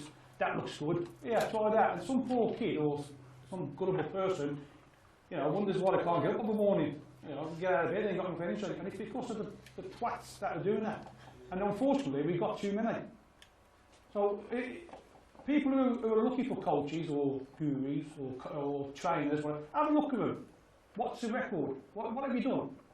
Yeah, anyone can get a piece of paper off the internet now saying, oh, I'm a qualified nutritionist and whatever. It's easy. Boring stuff doesn't sell. People don't want to hear, right, you've got to walk on the treadmill for an hour, you've got to eat low carbs, you've got to eat whatever. And I've got this saying, a friend of mine said it was a while back and it stuck in my head. The internet, it's like, it's confusing people more than it's educating them. It's one thing that says do that, one thing says do that, so you don't know what to do, so you do something in the middle. It's just so... You even get that in the same magazine, I've read that in the same magazine. Yeah, it's... Same magazine, two conflicting. And I've got another saying as well, like bodybuilding isn't complicated, but it isn't easy, if that makes sense. It's not complicated, seriously, it isn't complicated, but it's difficult to train like that every week, to eat that food every day, to get your ass out of bed when you've had... I mean, I had 2 hours sleep the other day with the little one and I'm still getting up to do cardio. It's just, that's the thing that will push you forward. Not some fancy, weird, bizarre shit. Sorry for the language. Do you know every time you prep, do you keep your prep the same or do you try and alter things to bring your conditioning better? And how, if you do change things slightly, what do you look at when you're trying to change it each time? I mentioned this before, I do keep a journal. I generally start like 20 weeks out. So I've got like 2009s, prep 2010s. I take pictures every week. You know, I'll have everything, so I'll have supplements, food, cardio, and I'll always put a summary at the bottom, saying like how I felt that day. And at the end of the week, I'll have a weekly summary. And I'll keep going back and looking and stuff. So if I think, you know, this, like the last show I did, I was a little bit flat. You know, I was kind of a little bit of pressure. You don't feel it at the time, but if anybody who competes will understand it. You kind of don't see it at the time, but when you look back and look at your records and stuff, you think, you know, they shouldn't have been eating like low carbs that low at that point type of thing. That's why that's happened. And you can adjust things that way. The timing's quite important and like with your carbs and stuff. I don't believe in the whole don't eat carbs before bed. Is that what you mean, like type of thing? Yeah. And like again, I'm old school. Just space them out during the days. You know, maybe it's, the most beneficial one is the one after training. You know, that's when you're kind of putting back what you've used or whatever. And, you know, we will go into one of the products I do believe in is branched cyclodextrin, like carbohydrate powder. It is pretty advanced in the way. I don't know if you know how it works. It does actually pull nutrients. It's like a kind of, how can I explain it? Imagine like a... we're getting all complex here. I'm telling you them all basic and things about it. Imagine like when you empty the sink and it spins like, it pulls things in, you know. That is one supplement I do recommend after training carbohydrate wise. But other than that, just space them out. So if you're eating 200 grams of carbs, have X amount per meal, you know. I don't think it makes a massive difference if you're not eating them before bed or... 2 minutes. Right, we've got 2 minutes, guys. Just keep it simple. Yep. Keep it simple. It's not, you know, check your diet from last year. If it wasn't broken, don't try and fix it. It's simple. Right? I've not logged anything. No, that's fine. It works for some people. Some people can do like Sean Ray didn't ever log anything. Remember, yeah. But for most people, I'm quite bad because I didn't really weigh myself throughout my prep. A lot would have Like Women are scared of scales. Yeah. I get people in my gym who weigh themselves before training, Yeah. during training, after training. Yeah. It's, Maybe I need to do that a bit more and monitor my body. You do, because it gives you a scale, doesn't it? It gives you something to work through. Yeah. And Because when I do it next time, I'm like, well, how am I going to bring back condition to what Yeah. I've done? Like, what do I or need their to numbers change? on that little doll there. Yeah. Yeah. one thing I'll highly recommend is same pictures, same light. The camera doesn't lie. Sometimes the skin goes on. At least you know you did everything you can, you know. So you're feeling guilty now because you haven't logged everything, haven't you? Yeah. Exactly, and that's just to motivate you next time. Say, right, Okay. I'm going to nail it next time and we won't make that mistake. And have someone with you that's not going to blow smoke up your arse. I was going to say, do you have a second pair of eyes? I'm going to be honest with you. Is that your training partner? Yeah, you can be a training partner, or you can be someone that hasn't seen you for a few weeks. Yeah. And we used to carry K's. Kerry K's to travel down in a few 4 weeks, and it'd be brutally honest. Sometimes you don't want to hear what they have to say, but you got to be big enough and bad enough to say, okay, I've got to drop my calories for this week, or I've got to do a bit more cardio, or I'm on point. You know, what you don't. It's nice to hear. Oh, you're looking fab, you're looking great. You know, it's great hearing that, and that's what you want to hear. But unfortunately, to be honest, it honestly hurts, just like fucking leg press. But it's what you do with that honesty. You know, thanks, mate, you bastard. But you know, thanks. And That's one of the reasons why I kind of like Leroy to have a look, because he's seen like Mr. Olympia in his underpants. He ain't easy impressed type of thing. And he sucks. Yeah, and as well, when you're training in a gym where maybe you are the best bodybuilder in the gym, you know, you kind of, it would be better to be training in a gym where you're not the best bodybuilder in the gym. You know, I generally train, I'm not trying to say I'm anything special, but I generally train covered up, you know, and just because people, oh yeah, you're looking great, you know.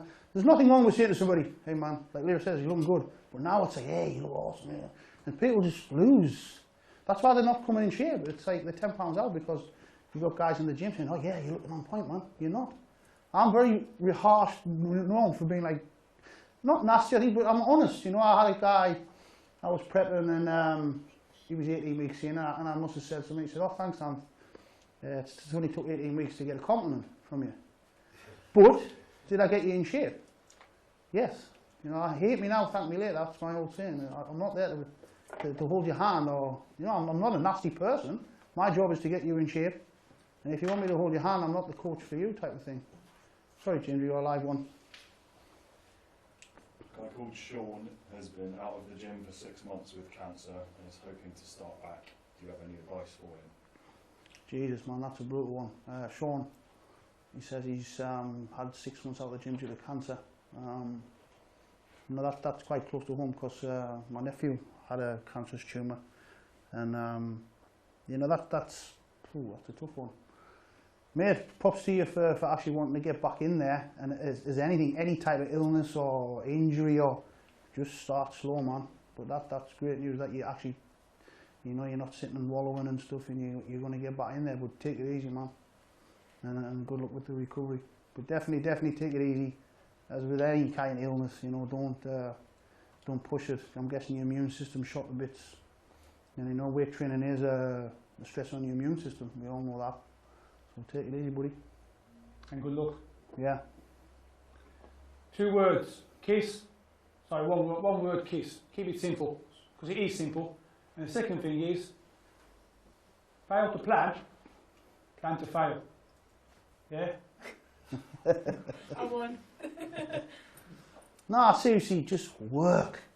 Try and separate yourself from all this kind of madness that's going on now. Don't get us wrong, get involved in the social, because social media stuff motivates me as well. You know, I get on there and I watch some vids and stuff, but now you've got people just in the middle of sets and stuff, and if you can't dedicate an hour in that gym, in the zone, giving it some hammer, you got the rest of the day to mess on there. You could be doing something. It's like a guy was in mine the other week and he's like, oh, I ain't got no time to do any cardio after training, and thinking he's flicking through his phone. And I said, mate, you've just done 20 minutes on Facebook. You could have done 20 minutes cardio. Just be efficient with your time. People seem to be getting warped into the... I did it for a while, I'll be totally honest. I did it for a while with the whole Facebook thing. I was spending way too much time on there, and I just said, whoa, chop it, man, do your bit and get off there, you know. I know all of you can hear me now. You know what I'm saying. We all spend a little bit, well, we spend a little bit too much time on there. I do like Instagram. That's because you don't really have to talk to anybody on there. Exactly. Right? You just I do look like at the- Instagram because it's nice and quick and easy, isn't it? Hey. Right, that's it, guys. We're going to have to wrap it up because we're going to have to hit some legs. Thanks for your questions, gentlemen, ladies. They've been some good ones. And thanks for your time as well. I think we're going to have a 5-minute break. I'm going to quickly get changed and then we'll hit some legs, guys. Are you all staying for the workout, are you? Are you going to see some, okay. Hey?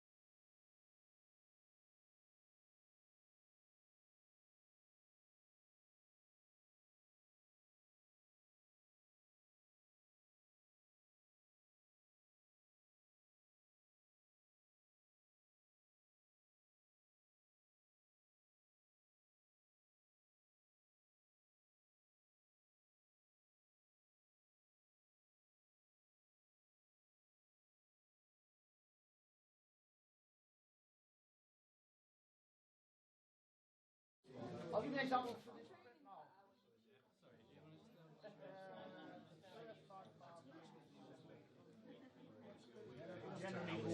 Yeah, but this is the thing.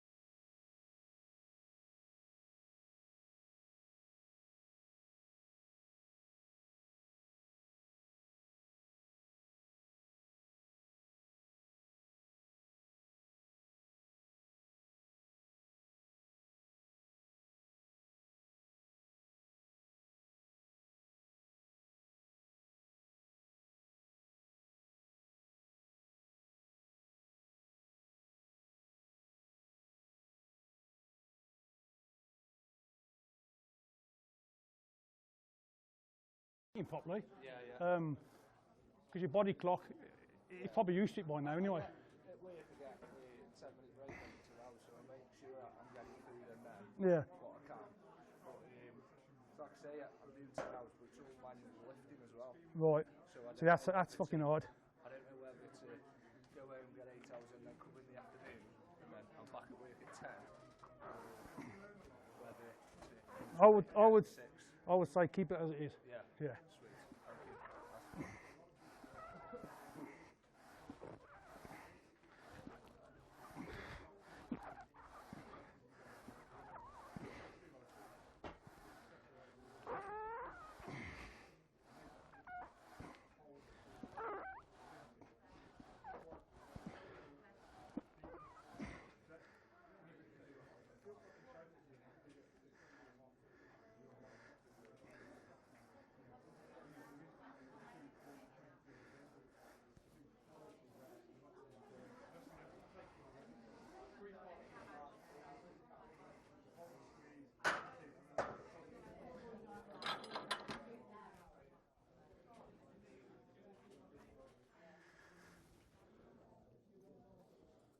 Leroy, how much are the shirts afterwards?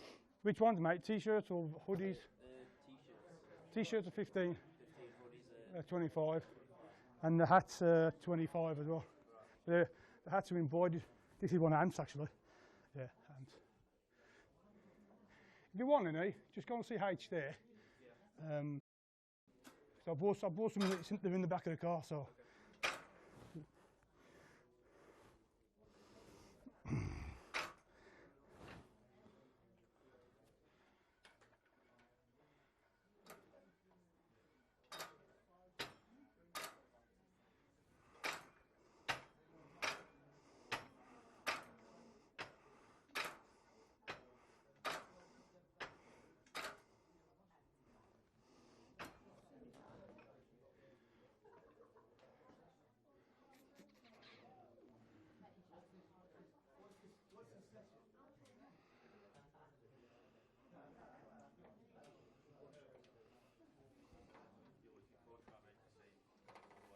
Yeah, the buffer plate. It's sitting the buffer plate, isn't it? So we'll have to adapt.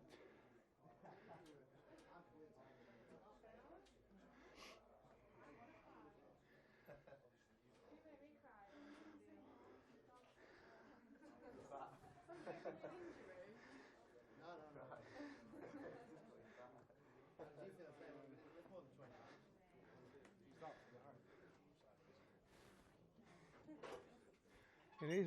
How do you fly this?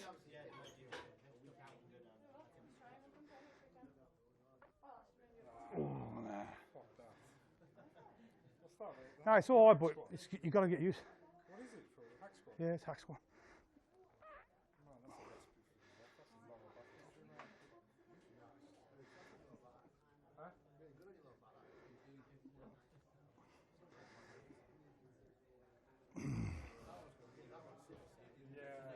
Aye.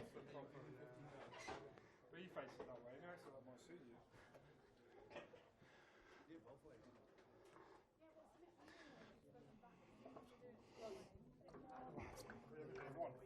Yeah, yeah.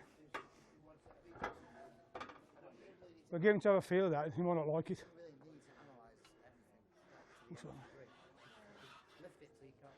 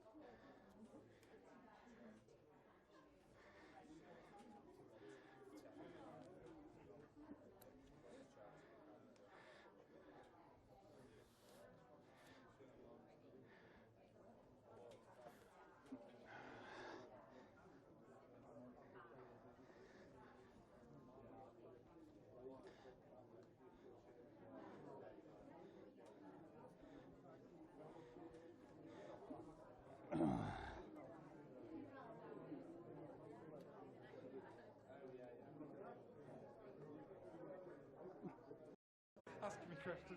All right, sure or what? Listen to me. That's not actually my real name now. Sorry. It's a business, yeah. Are you going to do anything this year? Maybe. I might do.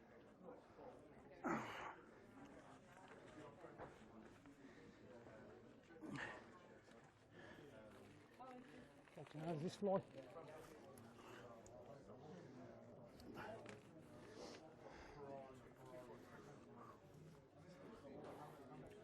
Look at that, worked it out, all on my own. Just want to work it out. Is that, yeah, Which one I tell you what I'll do, mate? versions, Do you just want try to and work them get my out. phone and get some social shit for me and Davis? He needs to get some of these things. I know, I've had a bit of a prep talk today about business in the car. I'm going to have one with him, don't worry. Oh, give us your phone number.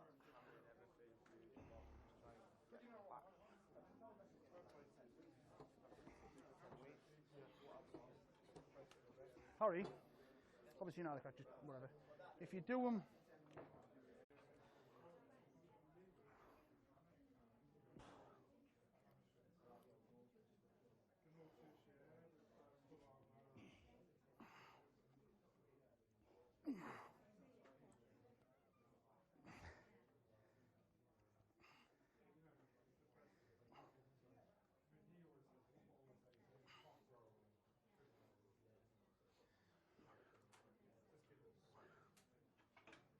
are we allowed any music at all, Matt, or not?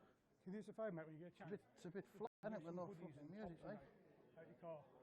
Yeah, just, well, when you get 5 minutes, just throw them down and if they want to come and get some. From the other one spilt in the bag.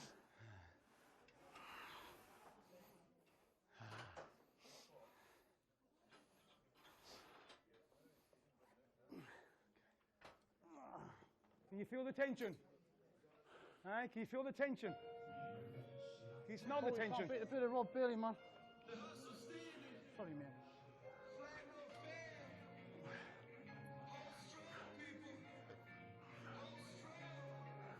Revolutionary, frontline standing, solitary, mind state, kind of scary.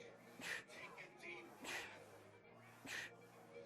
Take a deep breath and put me on the front line. Put me on the front line.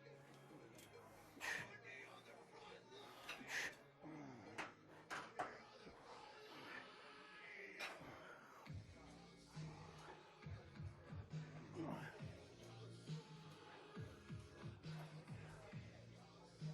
So which one do you like, Leroy? You have a feel of both, you let me know. I'll have a go with the hammer one. Pardon me.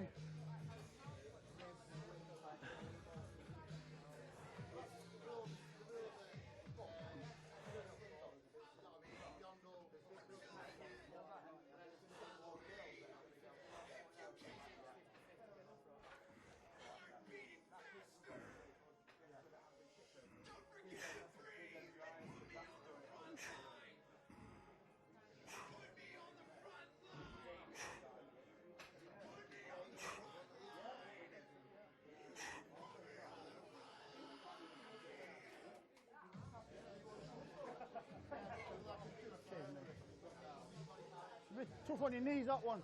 Yeah. I don't know about this one, yeah? That one, mate. Have a feel of that one. And midgets get on this one. Yeah, there's your shoulder pad there. Take your feet, take your feet.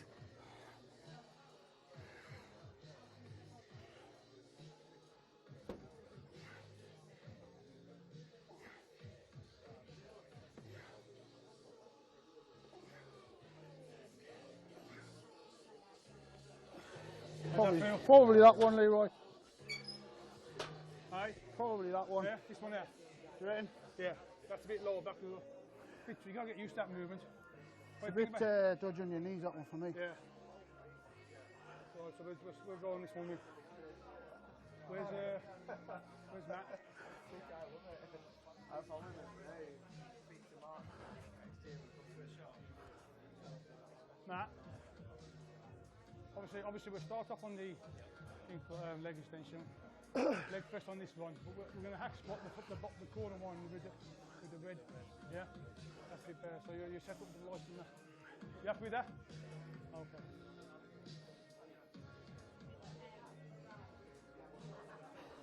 Sorry? Not yet, no.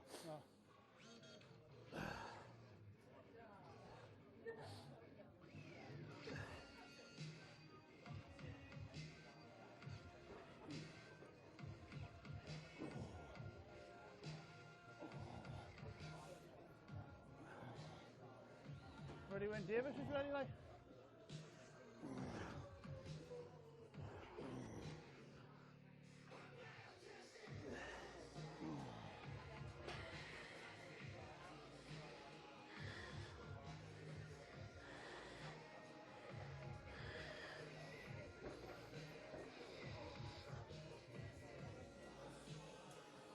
You ready, brother?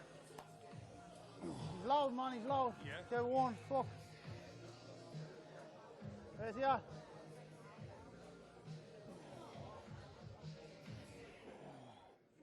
I'll let Leroy lead the way. When he's ready.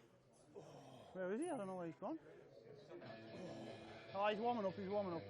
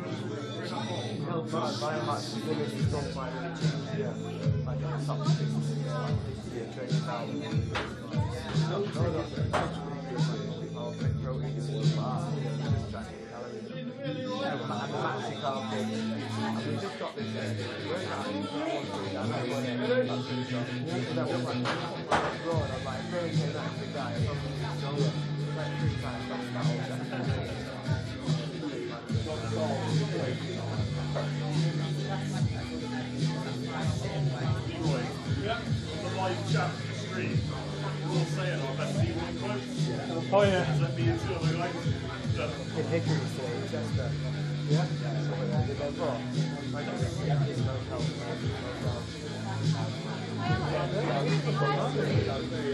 Should have had a boat, shouldn't we?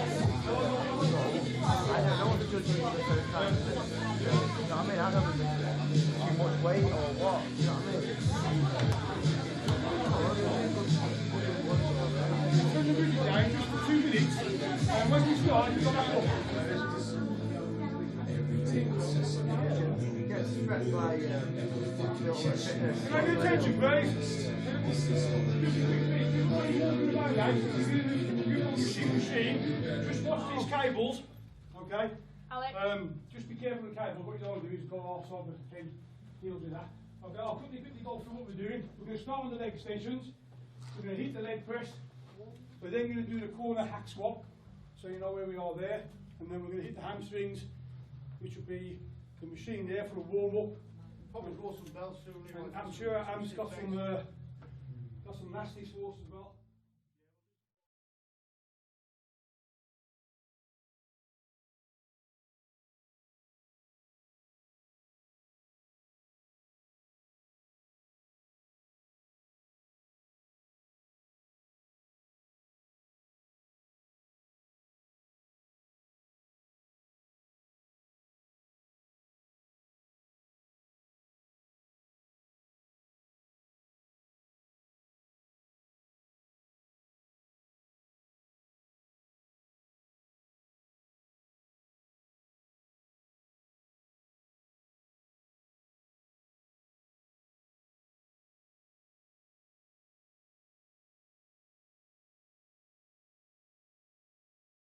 This is where we'd be buddies. This is the only time we'd be buddies. Nice and nice all that, yeah.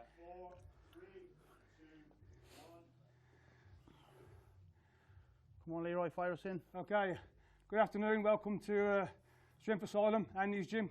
We're here to do a leg workout. Myself, Leroy Davis, and Anth Bailes here. We've also got... Name's Tom Greatrix, been training for the past 3 years and won a competition with Strength Asylum to train with these idiots. Yep. Cheers, man. Yeah, Oh, his he's gonna name get was it pulled now, out of the man. hat to train legs with myself and Anth. So we're going to put him through a nice, easy session. It is live. We have got a live audience in the gym. Okay, so you are going to hear a bit of interaction. So enjoy what you see and hopefully learn something. You ready to go? Yeah. Okay. Idiots, Leroy. Oof. First exercise we're going to do, obviously, leg extensions. We'll do a couple of warm-up sets first, just to get the blood in.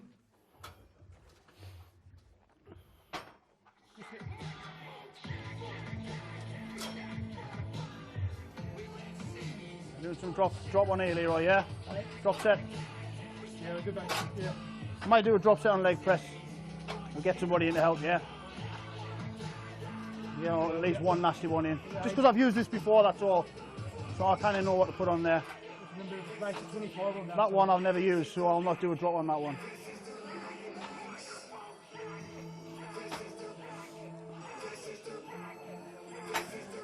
Come on, Tom. Let's go, man. Tom, warm up. Pick your weight.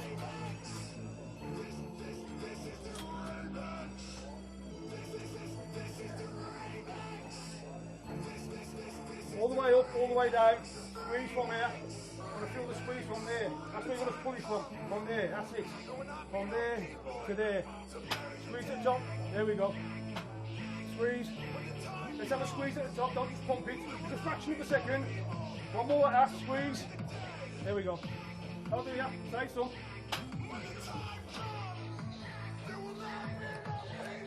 Let's sit with that.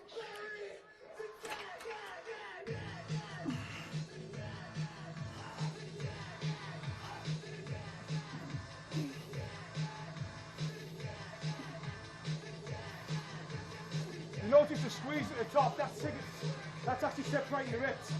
Anybody can pump a weight, anyone can move a weight from A to B, but to separate them and make them individual reps, that's where we get the concussion from.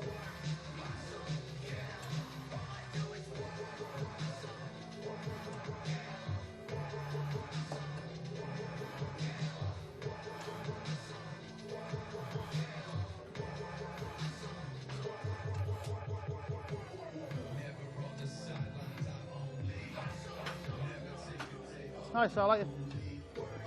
Nice machine, that. Hold on, Davis.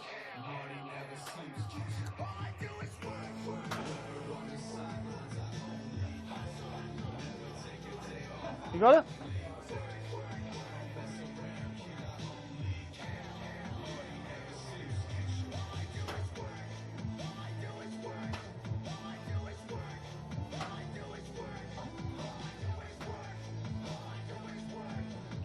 Oh, easy stuff.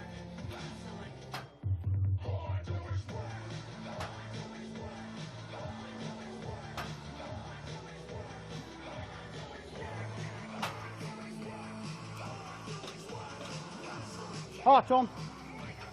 Warm the engine up, man.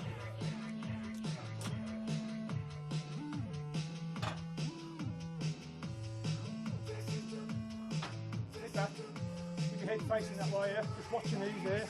Just have to keep your head still. Squeeze. Squeeze at the top, come on. Squeeze.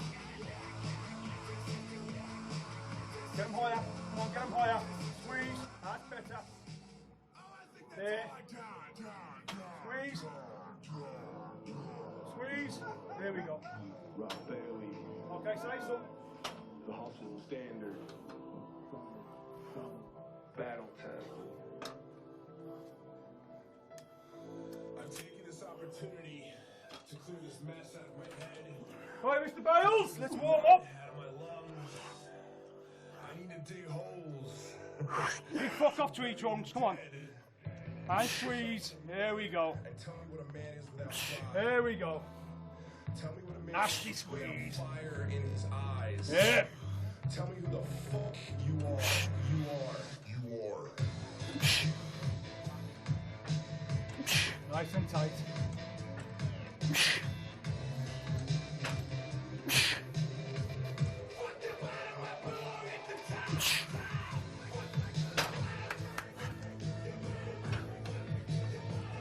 Last one. Last one more. Yep. On. Increase the cogs, man.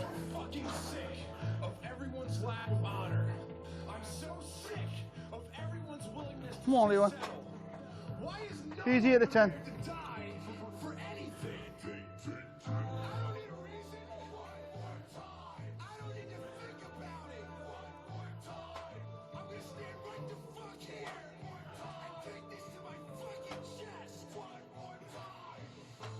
Ah, perfect. Oh. One more for a wall. That's the one. Heart on. On the engine, man. Last warm up, Tom. So we've got to work. Squeeze it. Come on, see the squeeze. Squeeze it. That's it. Now we're hurting. Here comes the hurt. Come on, up and squeeze. Hold it. There we go again. All the way fucking down. Now pull. That's better. All the way down. Squeeze. Again. Don't look at that. Face the front. Up. Squeeze. Hold. One more. That's good. Hold. That's a one, man. Actually, that's walk there. Wait, you're on 82 next. 89, mate. That's it. Okay. Away, Mr. Bailes. Lock and load. Come on, big fuck off tree trunks. One at a time. Up and squeeze. Yeah. There we go. Squeeze that fucking leg. There. Squeeze it. Excellent. Again. And hold. Another two. And one. And hold. Yeah. Going again. Okay. Gonna drop? Do straight set first and then drop. Straight set and drop. So you're talking about 6 reps out of that. Come on, we've got more than 6 here, man. 2 off me. 2 off me. Yeah, yeah. Come on. Oh, start the fire, man. Results done.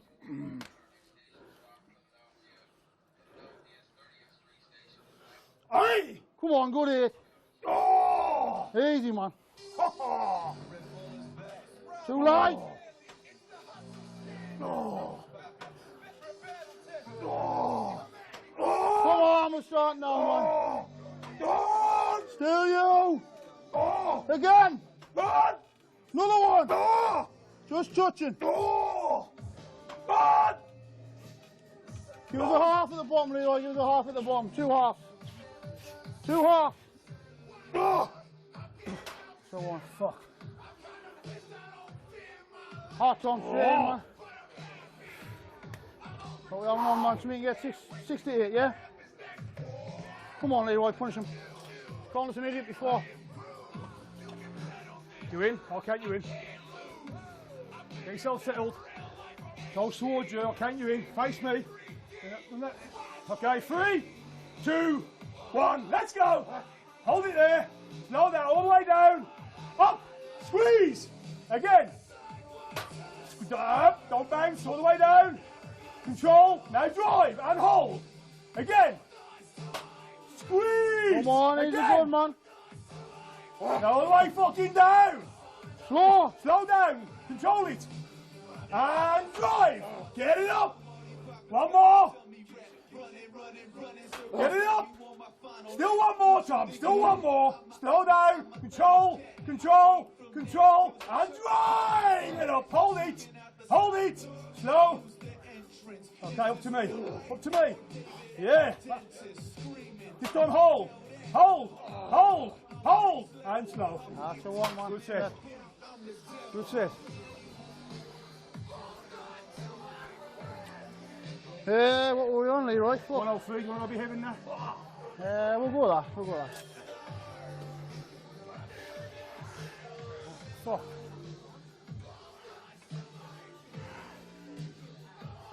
Fucking shot of the fucking... Get yourself in there, Bailes. Come on, let's get nasty now. Let's get fucking nasty. Come on, count you in. 3, 2, 1, drive it up. Ah, let's go. Come on, fucking slab on slab. Let's build it. There's 3. Drive. Drive and squeeze.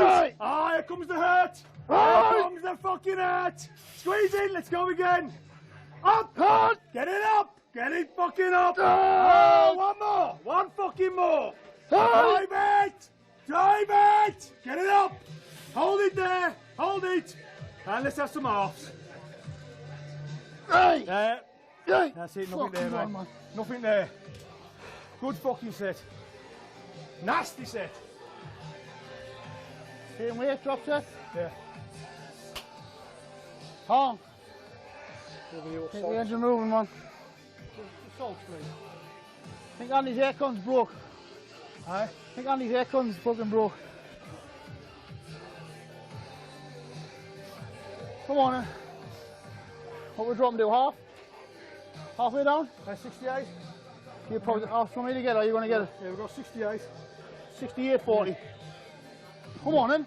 Ah! Let's see it! Yeah, baby! Come on. Everyone the same. Go! Oh! Come on, we need 6, Leroy. Oh! That's 2. Oh! Halfway there, man. Oh! Again! Oh! Still you, just touching. Oh! Give us 1. One good one. Oh! Oh! Please, man. Slow, slow. You got him here. Shake them out, breathe, shake them out and breathe. Ah. Fill them up. Let's go. Strong. Ah, fire! Oh! Up! Oh! 2 more. Oh! 1 more like that, down slow. Fuck! Oh! That's a 1, man. Oh! Slow, slow. Breathe, man, breathe. Howell, put these ones out. Come on. Go. Straight out, go. Right, at the top, half at the top. Go, boom. Oh! Again. Oh! 1 more. Oh! Down slow on this one, Leroy. Slow, slow.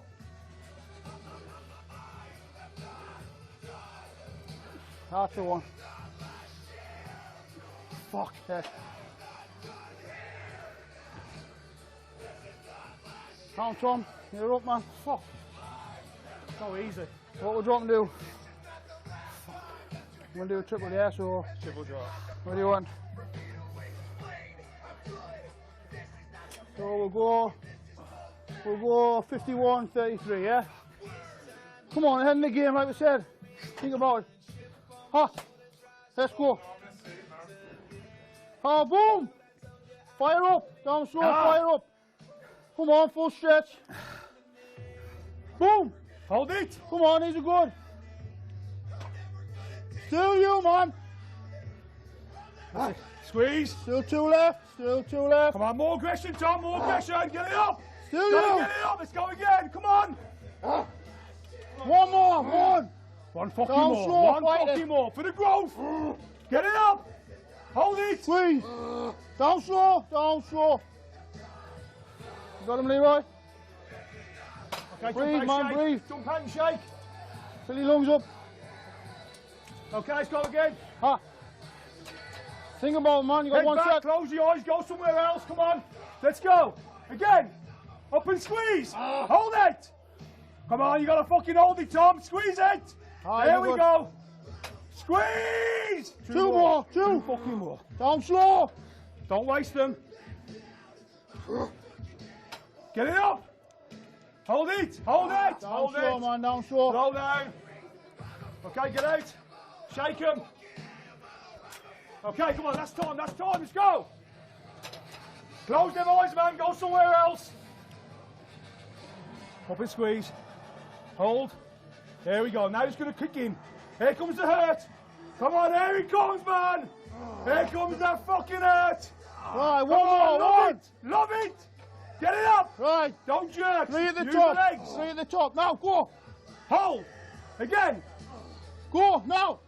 One more. One more. Right, drag Hold it down, it, drag hold it down, man. Hips hold down. Hold it, hold it. Okay, nice and slow. Nice and slow, nice and slow. Nice and slow. Okay, up to me. Up. Again. Again. And one. And hold. Hold it. And down. Good set. Good set, man. Fucking excellent. Chase my dreams. I won't regret when the sun sets. I live my life like I'm a beast. Fuck. Set the seat, mate. Make sure the seat's right. I'm tall, man, setting that. One up, Leroy, please, mate. Want to go forward? Just one forward, yeah. You in? One back, sorry, One back. mate, one back.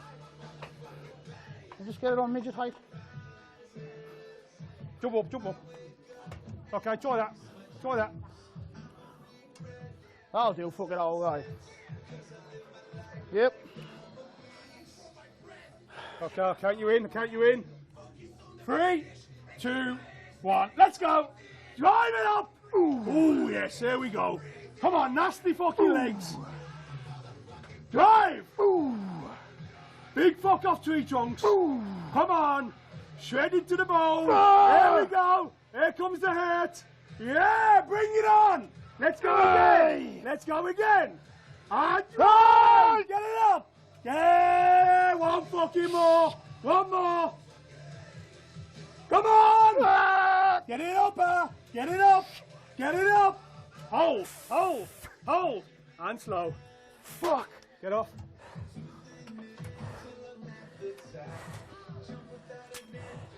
Let's go again. Suck it in, suck it in. 3, 2, 1. Embrace it. Embrace it. Bring it. Oh, fucking fucking again. man. Let's go again. Bring. Get it up. You do one negative now. Slow down. Slow down. Slow down. Fuck. That's mine. At the top. Hold. Hold. That's gone. Okay, jump off. Last time. Last fucking time. Come on, slab on slab. Let's build it. Fucking hanging from the front. There we go. Close the eyes, man. Go somewhere else. Close it. There we go. Love that fucking hurt. Come on, bring it. Let's go again now. Drive. Hold it. One more. One fucking more. And drive. Okay, halfway down. Halfway down. And pull. Pull. Yeah, again. Pull. And all the way down. All the way down. To me. Again. To me. Again. To me. And one more. Fuck. Yes. Good set.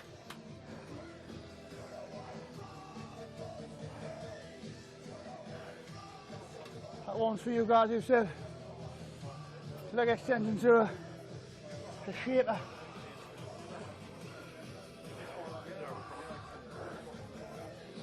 I'm going to change over this time, don't you do first.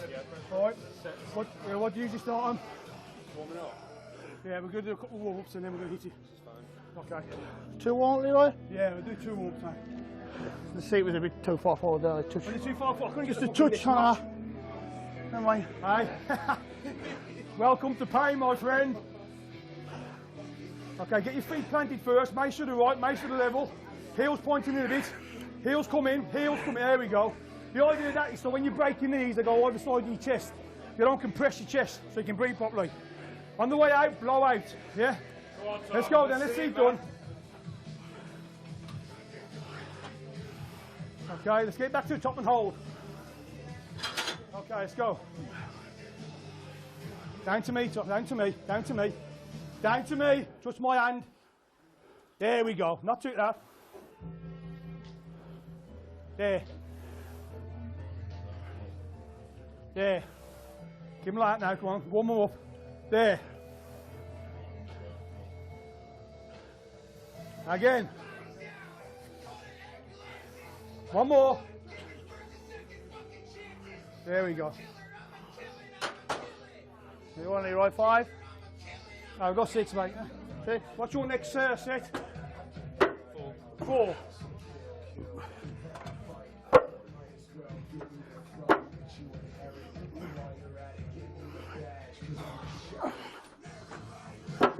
Want 6, Leroy, yeah? Yeah.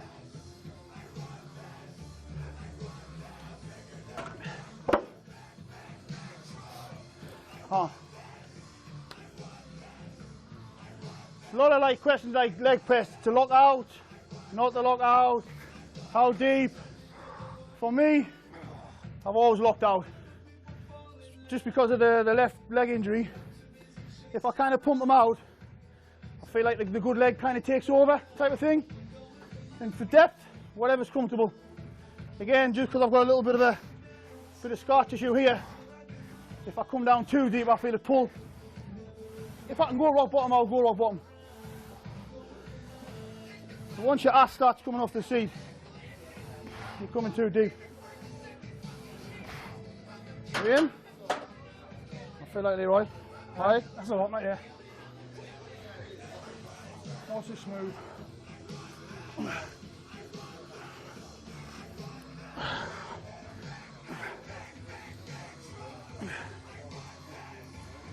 What's important on this machine here is when you get into it, don't take the weight until you're happy with everything. Your feet, your arse in the seat and you've got all them handles. Do not release the weight until you're happy. You release the weight and then try and adjust your seat, you're going to fuck yourself up. So it's important to always check your feet. The idea of having your heels in, so when you bring your knees down, they're going to go either side of your chest. Right? They're not going to compress. They're going to come literally to there, rather than there. Right? Yeah. Yeah. Too wide, you start using your hips and your arse too much. What you want to do, you just want to use that. Push your thigh. Your thigh's a lot stronger than your arse. 4. That's a bigger muscle. And your hips. The last one, yeah? Come on then. Okay? Come on, buddy. Head in the game. Get them feet planted. Make sure the feet are planted. Oh, dig your hips in with your hands. Hold on to the handles, man. Hold on, man. There we go. Keep that arse in the seat. Just ½ inch. Give me ½ inch. There. There we go. Both legs together. Both legs push together. There we go. This is why we have that fraction of a pause. Drive. Yeah, both legs move together. Drive.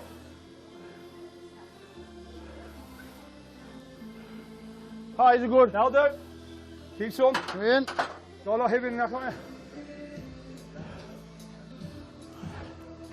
8, and 8.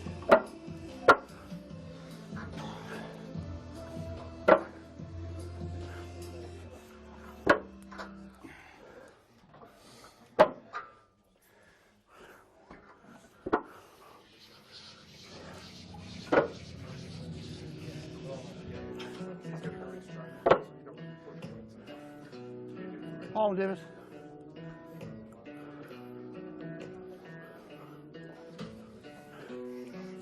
You're in.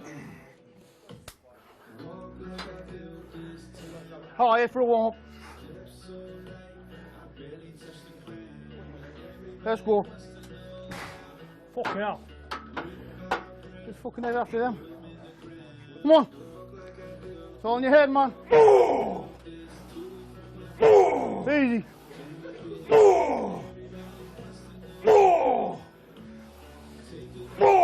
Two more for a warm up, man. One more. That's the one. One more. In. Bit heavy? You're going to need a bit of a lift to get it off. Try to see it, Leroy? Because of the height a bit. I know, I'm a short ass. I still with that. H, shoulder up. Not because I'm short, it's because it's a high machine. Come on then, Bailes, let's go, man. Should I on fucking 30? You count the sim when you're ready, mate. Get in feet planted. We're in, man, we're in. Let's go. Okay, Yep. yours, man, let's go. Let's go. Ooh. Ooh. Ooh. Ooh. Ooh. Ooh. Ooh. Easy stuff, fucking easy. Ooh. You in? Yep, I'm in. Ah. Call it, Tom, call it. 5. I like it. Any advances on 5? 5 then 3? Yeah.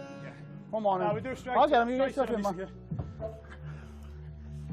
Save the pedal, man, I'll get him. Come on. yeah. Straight set on this, straight set. Let's see what we got. Make sure your feet are planted first before you lift the weight, yeah? Check that the feet in the right position. When you come down, look at me, when you come down, fraction of a pause before you drive. So you're incorporating both legs together. Your strongest leg don't take over then. Okay? Just a fraction, and your both legs will move together then. More aggression on the way up, yeah? Come on, like a cog, spring. Okay, hold on to that bar. Feel the first one, feel it. Now drive. That's number 1. And drive. There we go. Drive. 3. Come on, more on the way. Come on, suck it in and drive. Come Suck on, it he's the a way good. down. Suck it in, now drive. Suck it in. Don't rush, one at a time. Don't rush. Drive again. Okay, I'll do say son. We in? What you want, Davis? Right. What you want? I did that's 8, wasn't it?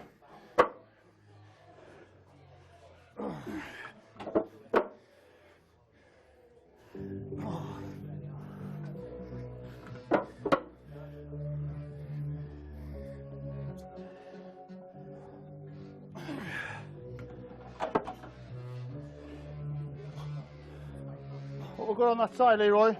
8 on that side, 2 on top? Yeah.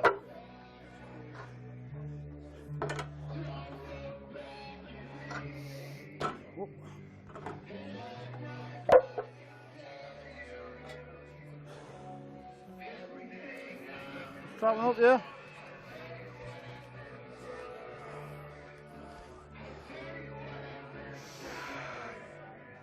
Ah.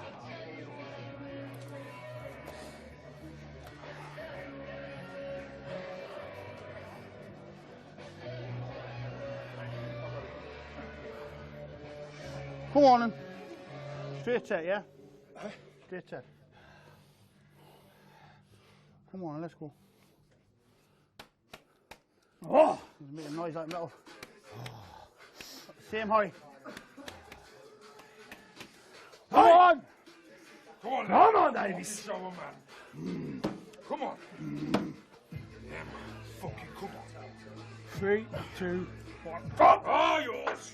Come on then. We in? That one. Hold on, let's put it back, let's put it back. Right, lift it up, H. Okay. You're a tall lad. Yeah, we If need. I were a tall lad, Oh, do get it up. when All the day. so count to 3, alright. Listen, count to 3, I'll lift it. Alright, with your help, and I'll move the handlebars and then they'll shout. Oh, come on, Lee, let's fucking go. Okay. 3, 2, 1. Up. Your ball, let's go. Mine. Come on, Lee. Fucking show 'em.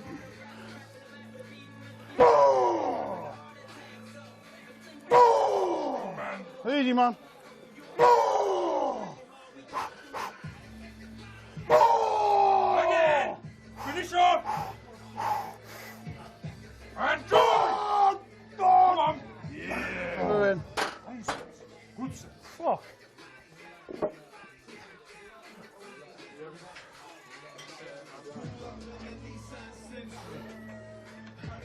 fuck.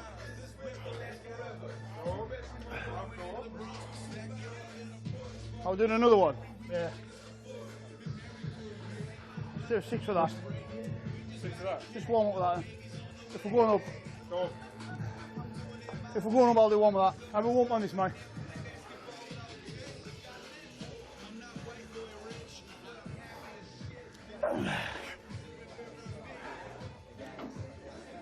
Get your skirt out the way.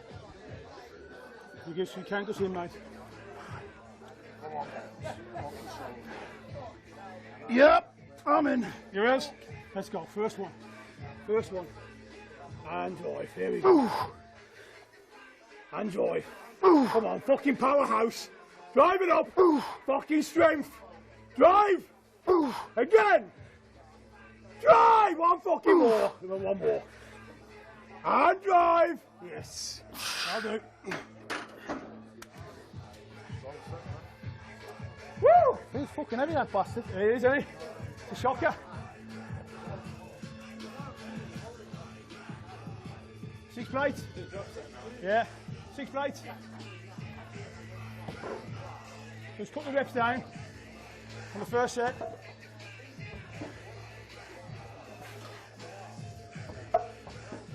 Six, 7, 3, yeah?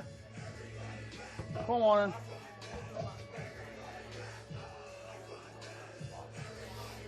Right, so you ready?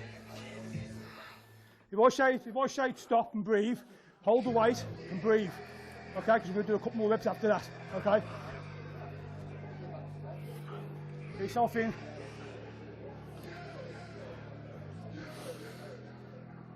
You right? Okay, first one, let's go.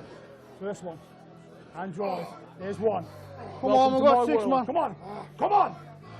And drive, Tom. Let's go again. Drive, Tom! Come on, fucking drive! More aggression! More aggression on the way up! Drive! Get it up! One more! One fucking more! Come on, for the growth! Drive it! Fucking drive! Drive it! Good man, That's the lock one.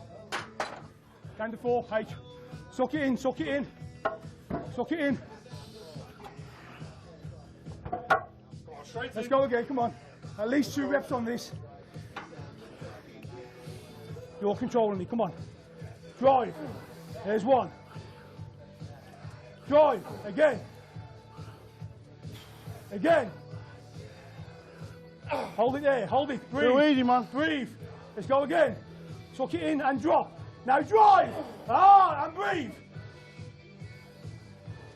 One more. Lock at the top. Lock at the top. Go down to 2. Bring your feet in a bit. Okay, let's go again.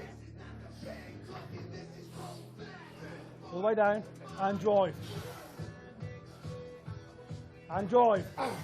Oh, it's easy. And drive. Again. Keep the body still. Keep the fucking body still. Just the legs working. Squeeze at the top. Again. Oh, still one left, One man. fucking more. Breathe at the top. Breathe. We'll do one more. Breathe. Suck it in. Suck it in. Let's go. And 1. Breathe. Still another one, man.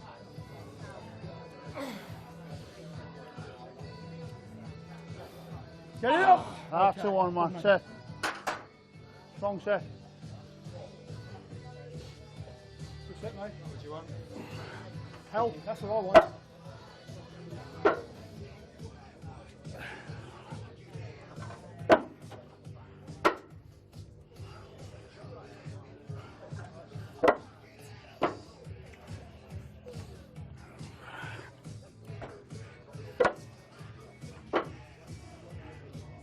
Oh, shit.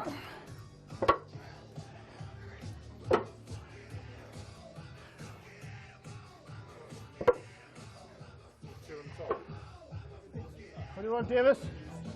Tag it. I got a clue. How much weight's on there? No fucking idea.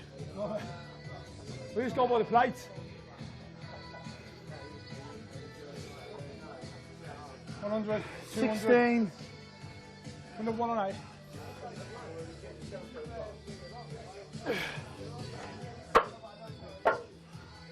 It's 2025s, isn't it? Yeah, the 25. 2025s. So it's 500, isn't it? Yeah, plus the carriage, whatever the carriage is. £2. 550, £50 a carriage. Feels fucking heavy to me, that's all.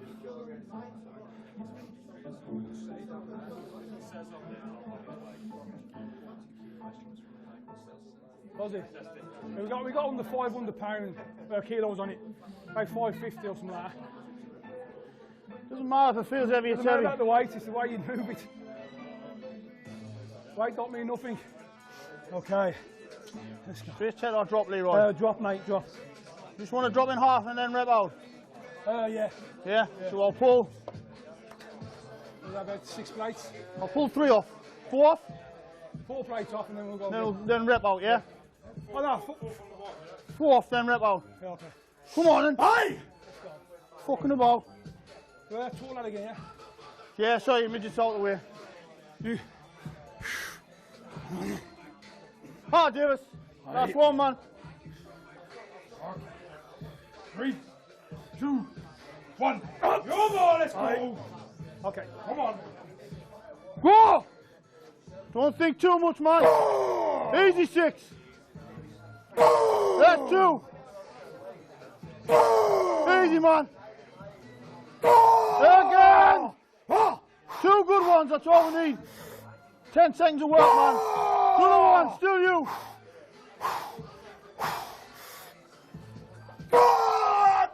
That's a 1, man.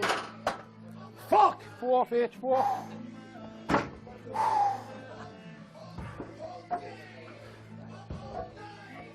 Right, let's see some reps, Leroy. Are we in? Come on, set to 5, then breathe. Right, 2 breaths, 2 breaths. Let's go again.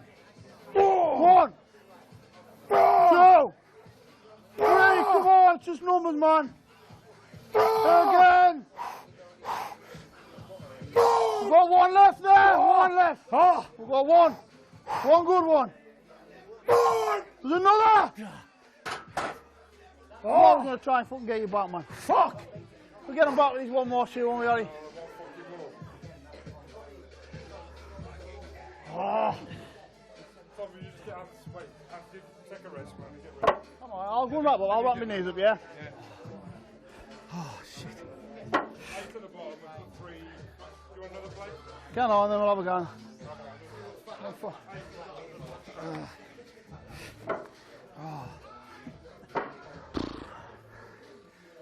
Fuck me, man. Fucking hard one to do. Oh, fuck.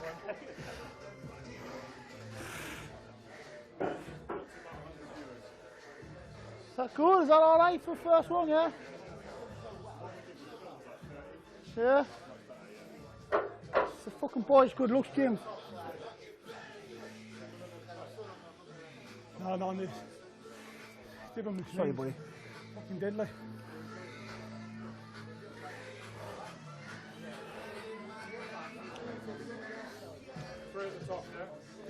Yeah, I'll have a go, man. It feels heavy, that shit. Fuck. Is this new, Andy? Where's he gone? Is this new? Feels like stiff. Unless I'm heavier than ours, isn't it? Got pussyitis today. It's fucking heavier than ours. Fuck. I know. Woo! Nah, I'm just being a pussy.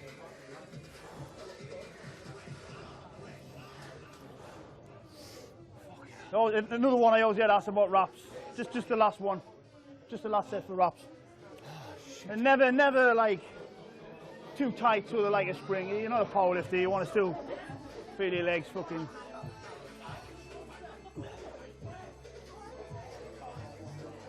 So I'm not gonna like fucking. Yeah.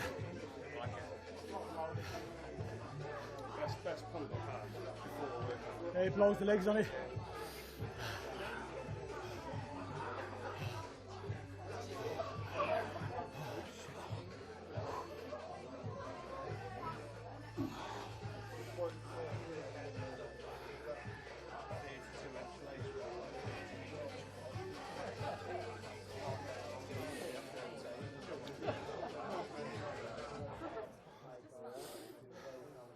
Drop 5. Drop 5 to 4 if you want 4. I'll just half it and try and get some reps, yeah. I'll be honest with you, that last set felt fucking heavy, I'm not gonna lie. 5 off, you can reps. So, when he hooks up, then 3 off, then 2. Okay? 3 and 2, yeah? Yeah. Holy shit. Oh, I need some oxygen. Alright, Mr. Bailes. Let's fucking lock and load. Come on, man. Let's take the food off the tables. Every rep a fucking winner. Come on. Fucking nasty legs. Nasty legs, Bailes. Come on, 1 rep at a time. Oh, I should be pissing this cunt. Where's the salt? Come on. Come on, man, let's fucking get nasty, 100% nasty. Get hooked in there.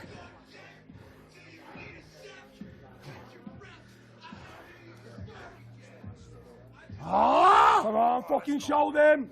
Show them. Here comes the hurt. 1 rep at a time. Keep not hit this fucking carry, just Yep. it's not built for a short man, is it? Ready? 3, 2, 1, up! Yeah, we're in, man, we're Oh, fucking in. Let's go! Ah, drive! Hey! Ah, fuck on our way! Hey! Drive! Hey! Drive it! Hey! Here we come! Hey! Still fucking there! Still strong! Drive! Hey! Again! Suck it in now! At the Hey! top! Hold! Hold! Breathe! We're gonna go again! And fucking drive! Breathe! Breathe! Let's go again! Drive! 1 fucking more! 1 more!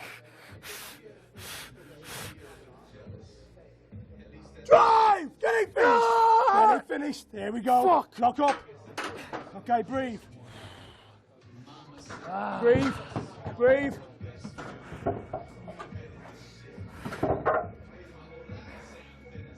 Okay, mate, let's go again. Fucking legs too fucking pumped up, man.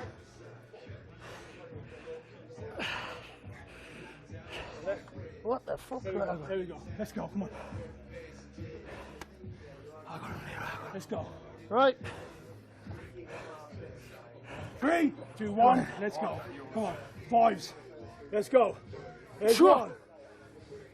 There's 2. Sure. There's 3. Sure. There's 4. Sure. There's 5. Sure. Breathe. Ah! Let's go again. Fucking drive, Sure. Bailes. 1. Come on. Sure. Fucking freak out. Die! Again. Fucking drive. Let's go Sure. again. Let's go again. Let's go beyond. Drive it. 1 fucking more. 1 more. Well, 1 more. Breathe. Get it up. Get it up. Yeah. Yes. Fucking good set. Oh. Fucking eyes are burning. Excellent set, Bailes.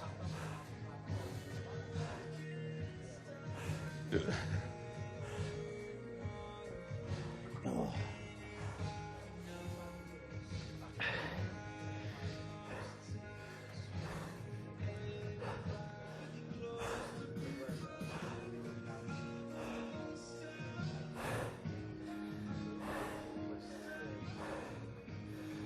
Tom's getting a rest, aren't you?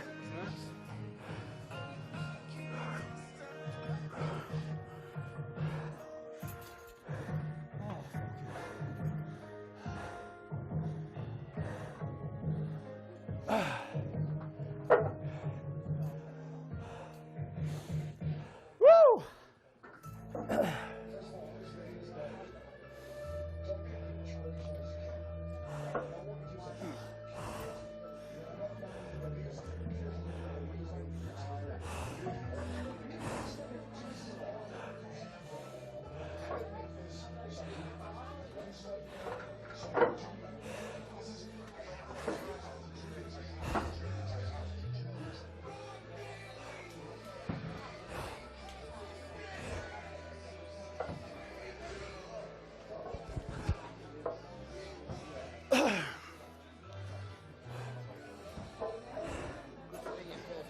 off because he's got a car. Good luck, man. Give him time tomorrow.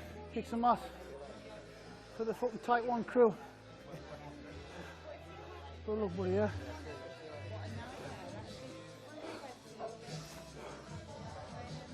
I walk in the green mall there, won't he, Tom?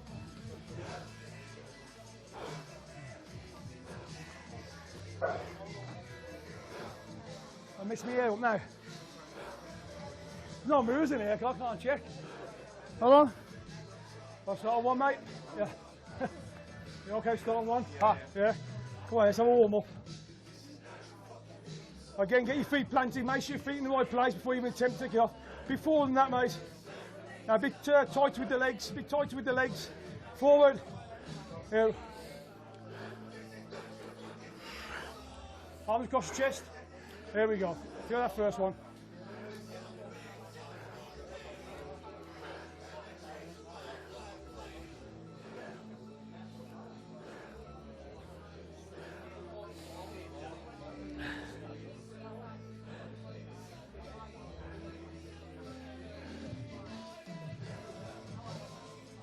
Yep. Come on, Davis.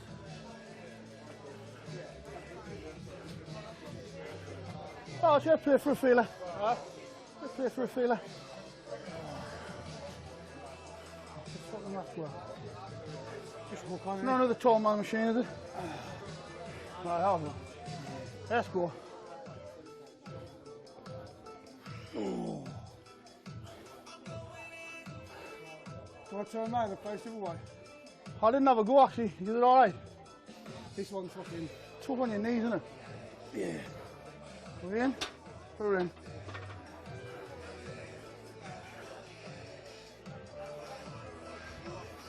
Oh, put the plate on.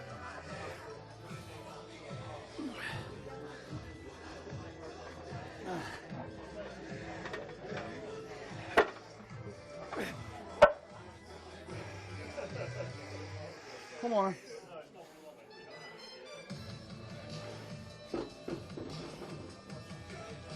Oh, deep.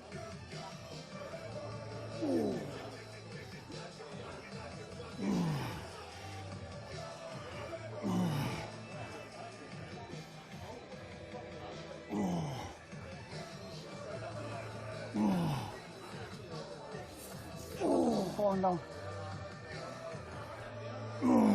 Ah.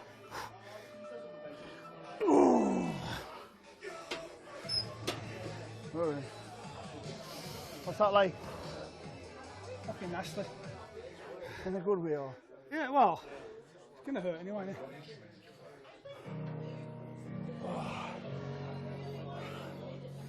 Keep your shoulders there first and then force it back.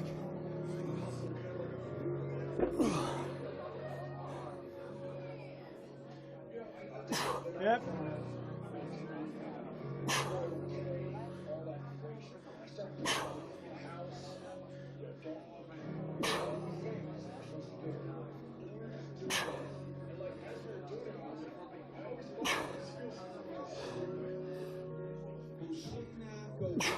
One more. Oh, good. Yep. Yep. Nasty though, isn't it? Ah. Oh, Awesome. Well, go and do a set now, mate. Go and do a set now. Your legs can't get any warmer like they are. Yeah, I'll turn around, face. Never done it this way. Okay. Got a belt on. Careful on your lower back, yeah? Got a belt? You got a belt? No. I'm alright, look at that. Yeah, they're all says that. Yeah. Always look after you. You'll feel the power surge through you. Just go with it.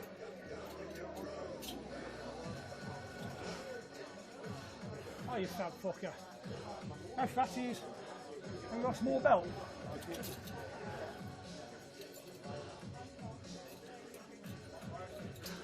Hack squats and deadlifts, you always wear belts. Doesn't matter what, you always wear a belt. Hack squat, deadlifts. Show me a leash and I'll break all the rules.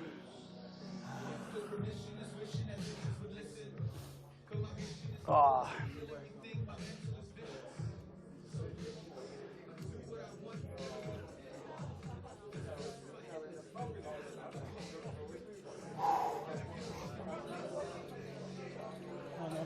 nice and tight.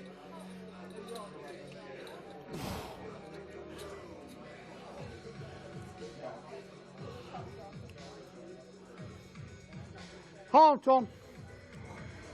See what you got, man. Trying to let low back drift out too far, yeah? Are we in?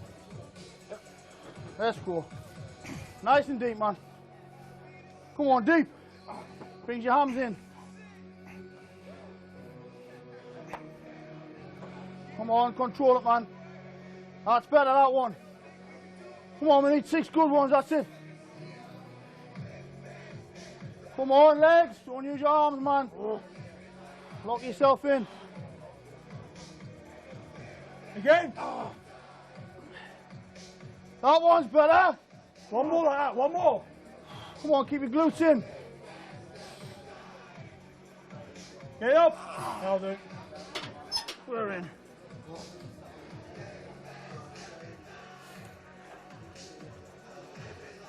How you want, Davis? 3. 3. It's the last one. We've got to do goblets after this. Aye. We've got to do goblets after this as well. Yeah. Last set. Come on then.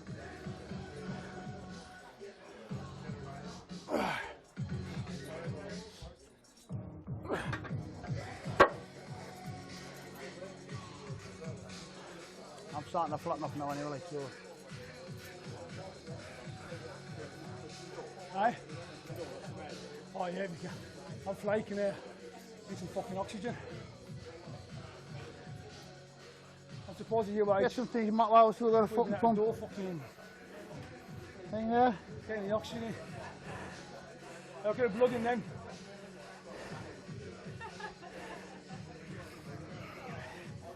Yeah, and standing in the.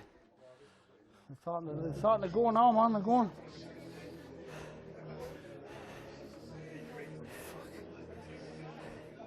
See how red they are because of the blood. Everybody who wants like hamstring. I always focus on hamstring stuff. Things like deep squat. You can see when you come down, get up it like coming here. Get down, man. Brings it in. Get your ass down. So you can see if it's there. You see when you drop down. Get your ass down. So get down, Davis. Ha! Come on in. Come on, that's it. We're in, we're in, we're in. Fucking light. Come on, some big reps here. Easy. Still strong. Come on, you start yet, man. Right, now we're working. 2 good ones. There's one. Again. Give us one more, Leroy. One more. One more perfect rep. One left. One. This is the one, man. Finish it. We're in, we're in. Oh shit. So light one.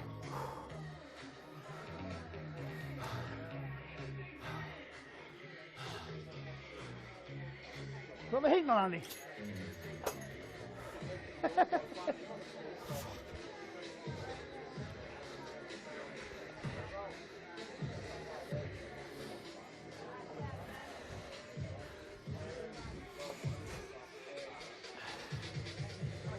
Woo! We'll go one more, we'll get some low reps, Leroy.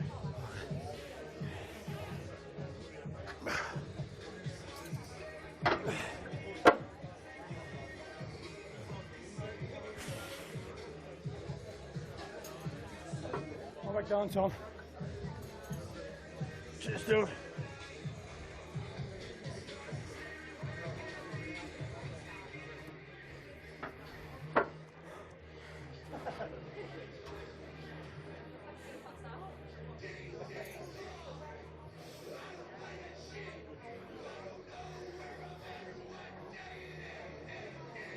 Oh, yeah. Oh.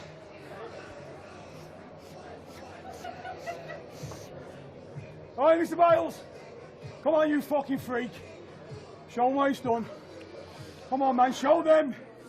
Educate them. Call me in. Yep. Yep. Moving. There we go.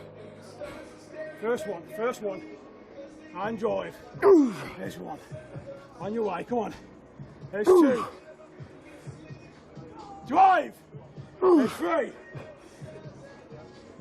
There's four. Let's go again. Come on. Breathe at the top. Let's go again. And drive. More fucking more. Last one, we're using lower back a bit. Come on, Bailes.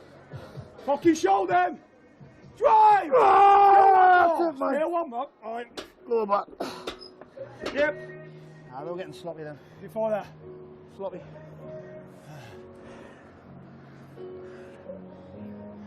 Ah, shit. Goblet.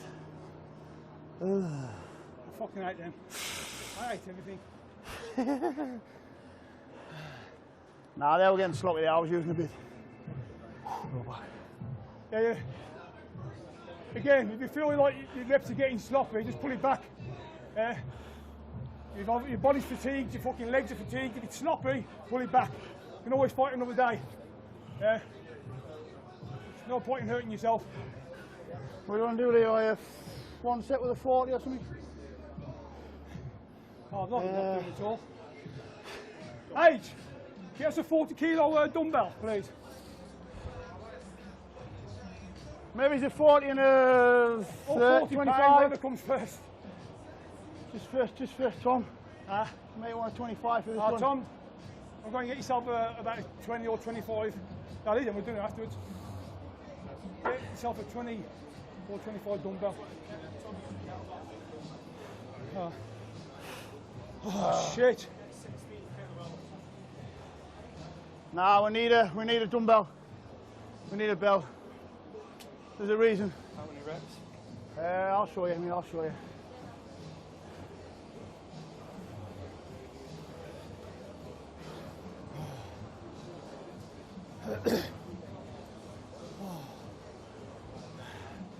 Yeah, drop it on the body mirror.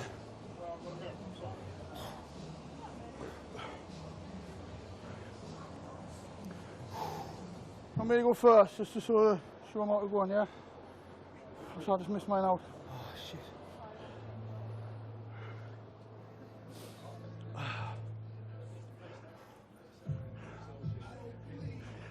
I am. Eight. We've got 40. Okay, mate.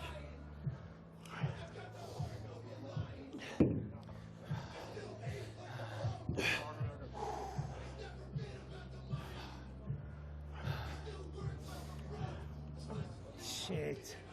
Anybody know what a goblet squat is? Yeah? So it's all done, man.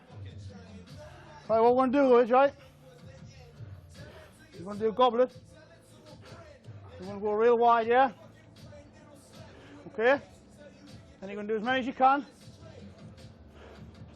Deeper. Come on, rock bottom. Not all the way up the top, though. I fucking hate these. Not all the way to the top? No, not all the way to the top. We're going to keep them. Yeah, that's it, man. A little bit higher. They've done nothing all night. Come on, deeper. You got to go deep on these, man.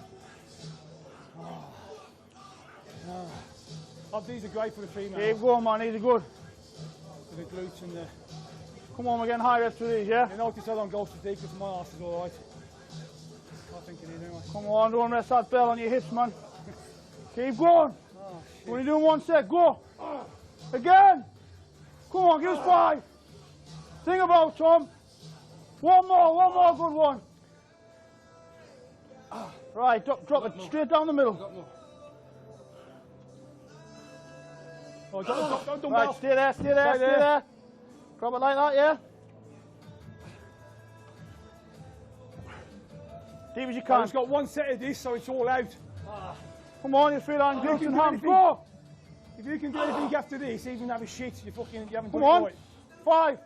Let's have them. 1. stand over here, you might forget me. Come on, there's one left, there's one left. Come on, you got effort. Again, I'm dying. Absolutely dying. That's the one, man, I like it. Ha! Keep going, man. That's the one.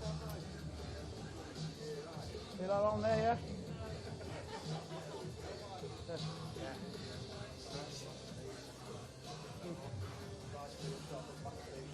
I don't usually like fancy shit, but I always like to try and like put something in at the end type of thing. Is it me now, yeah? For some reps. Ah, there's Mr. Davis. Everyone want to do my set? Come on. Just the bottom 2/3, yeah? Ah. I remember when the bitch used to volunteer for everything. Come on. Fuck. Last squat exercise, one set. Oh, wider, Leroy, wider. Ah. Finish them off.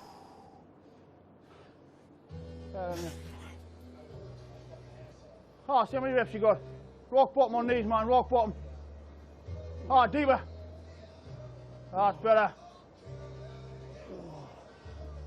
Come on, there's fucking loads there. Oh. Keep going, man. Oh. Still strong. 3 left. Band on these, band. Come on, Leroy. Finish him off. Ah, fuck him up. Fuck him up, man. Come on, we've got a little bit more depth there.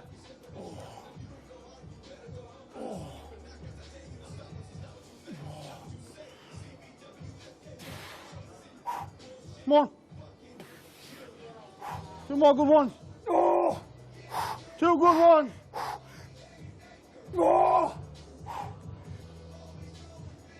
That's a one, man. I like it.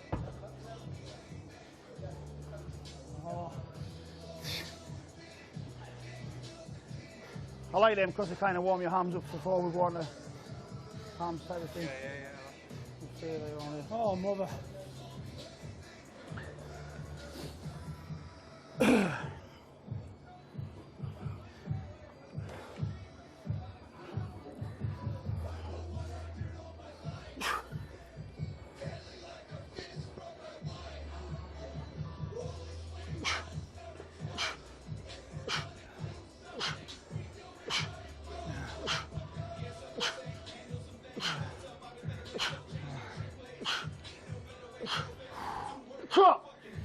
Come on, Bailes! Come on, man, show them! Oh,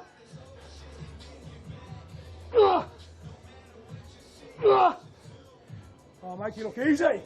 Oh,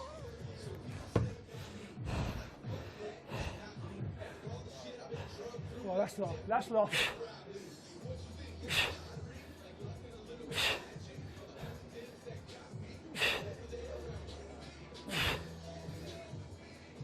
Dig deep, dig deep, dig deep. Come on. That's it. Dig deep. That's it. Keep coming. Keep coming. Yep. Yes. Yeah.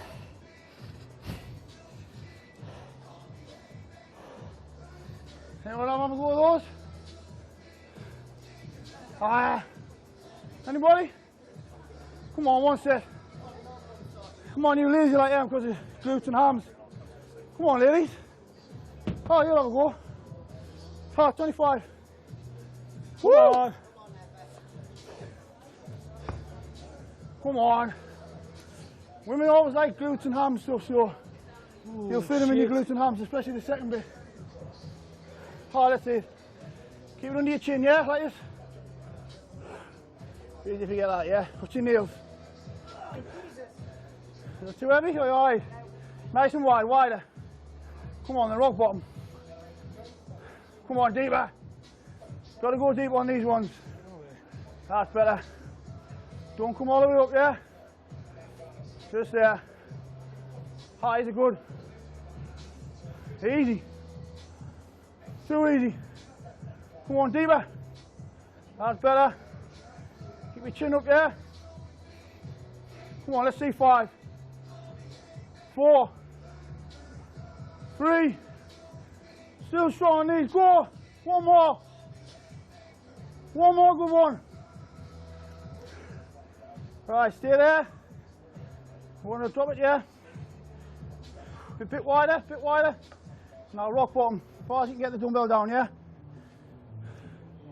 Tell us where you feel. All of you as far as you can go, yeah? I know where I can feel them. Keep him going, keep him going. Keep going. There. Come on. Only one set of this. Take it beyond. Come on, keep going. Come on, there comes the hurt. Come on, love the hurt. Yeah, keep going, keep embracing it. Easy. 2 more. Get up. 1 fucking more. Get it up. Yes, well done. Set. Like it. Well done. Feel that there? Next.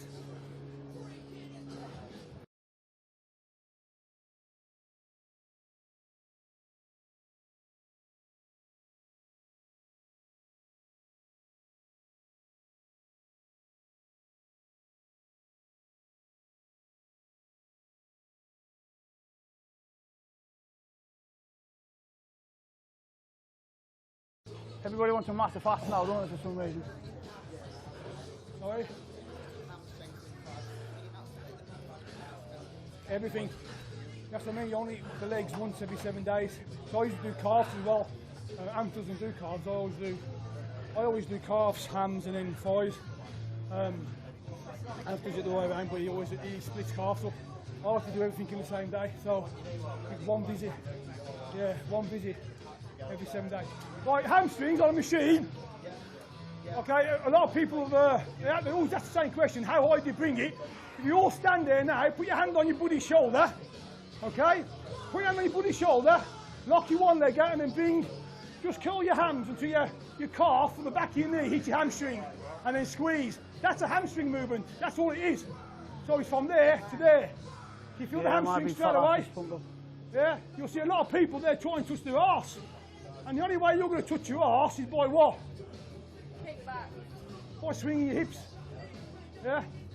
So some guys, the taller guys, obviously they're going to be able, in fact the taller guys, they should be a bit stronger on this because they've got more leverage. Okay, where they cop out on the leg presses and whatever, they make up for it on these. Whereas the short arses, we got a smaller range. Okay? So don't be pushed or bullied into getting it as high as you can, because all you're doing incorporating that. So it's just from there to there. Okay? I say some of you might get an inch higher, some of you be an inch lower. But as soon as you reach that, you squeeze, and you squeeze your hamstring. And if you do that now just on its own, you'll start feeling the cramp. Yeah, try it now. That's it, hold on to them. Squeeze it, squeeze. Can you feel that? That's your hamstring. That's as far as you need to go. Same as the other leg, hamstring. It's like I was saying there, if you get your ass down. If you're laying down on a machine, you will go a bit further. But again, that's where your body needs to come in, and they'll stop you. So you got contraction. If you go beyond contraction, you're wasting the set. You're going to want something that contracts. You understand what I'm saying? So when you do obviously contracting here, a tricep, or you do a side chest and you drop into it, that's where you get the flare of the hamstring. You drop into it. Okay, so that's what you're after. Dumbbell before. Not a block, you want to sweep. Dumbbells. Okay, who's going first? Where's Tom? Come on, Tom, don't be shy. Yeah, he's had loads of rest, get him in there. Okay, mate. Doesn't even broke a sweat.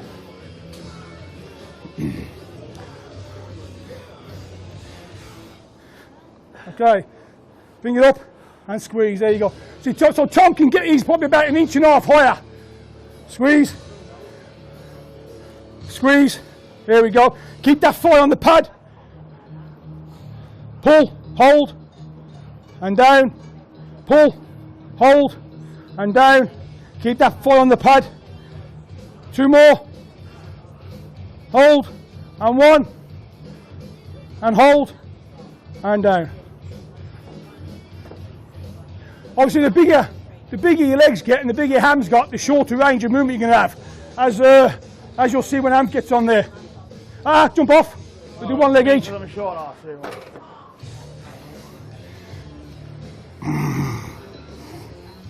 oh, sure that's done.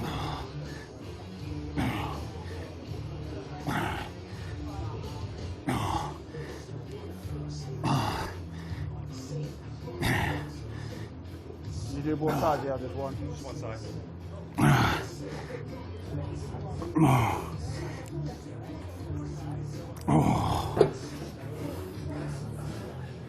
Okay, Mr. Bailes.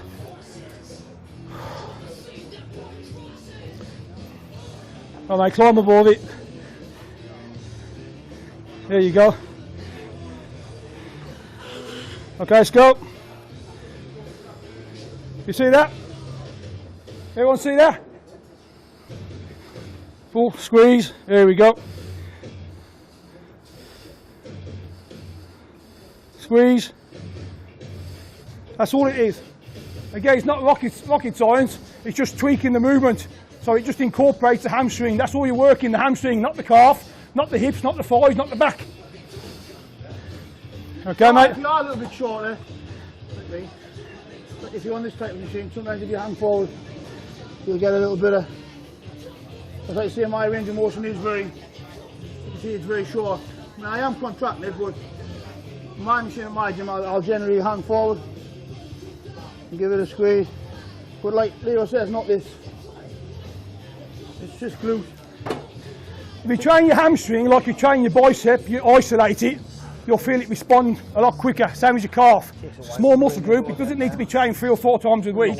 Just hit it once, heavy and hard, and fuck off. Yeah, we'll SAS, speed, aggression, surprise, 7 days rest, and then do it again. And you'll find they'll respond a lot quicker than hitting it 2 or 3 times a week, because you're overtraining them. Don't forget you're using your arms. Using your arms and calves umpteen thousand times a day, whether you know it or not. Just ask some of the lads to stick a picture on Instagram and shit and tag Farmer Freak and me if you don't And mind. you ladies, yeah, you're working it more than we are. Up and squeeze, Tom. Contract. Come on, squeeze at the top, don't fucking cheat on me. Squeeze, here we go. Okay.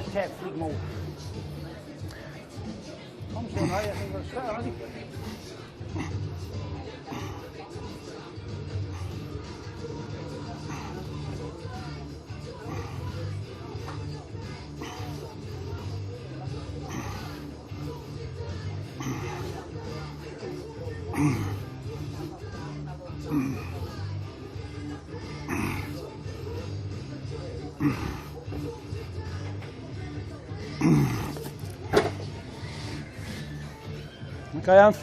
Yep. What do you want to go up to? 20? Yeah. Okay.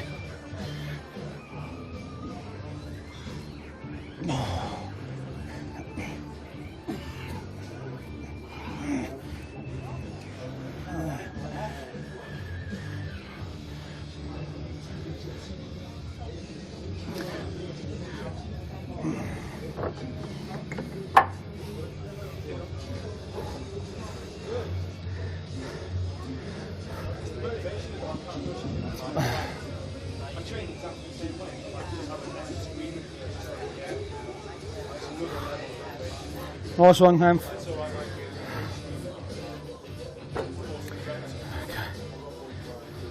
Nice machine, that. Okay, Tom, let's go. The line one. So that's nice. Okay, grab onto that or lean over somewhere. Let's go. Okay, let's pull the hamstrings. There, squeeze there. Don't lift the fucking hips. Keep them straight. Squeeze there. Hold. There we go. Let's go again. Pull. Squeeze. Again. Pull. Hold. Again. Keep that foot on the pad. Squeeze there. Hold it. You gotta fucking hold it. Pull. Hold. There. That's it. Just a second. Fraction of a second will do. Hold. Down. Let's go again. Tension, then dead, then tension. Hold. Again.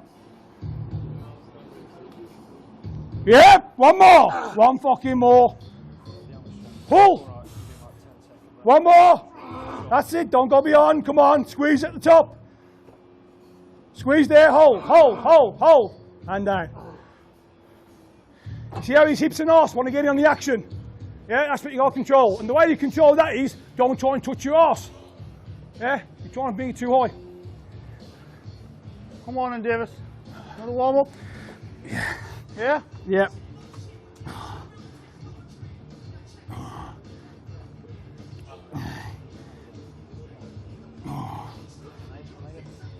Got to get that angle where, like, you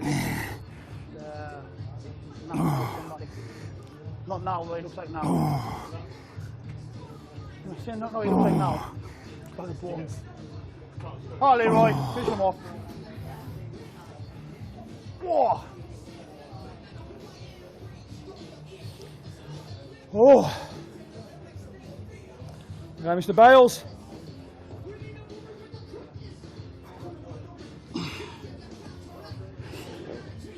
Let's go, let's go. Pull and squeeze.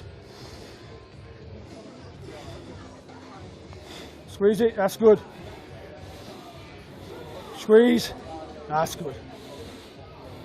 Squeeze. I see him. Squeeze. There we go. And squeeze. Yep. Squeeze. Perfect.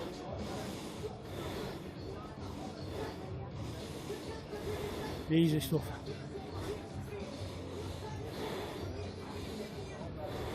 Easy stuff. Okay, I'll do ya.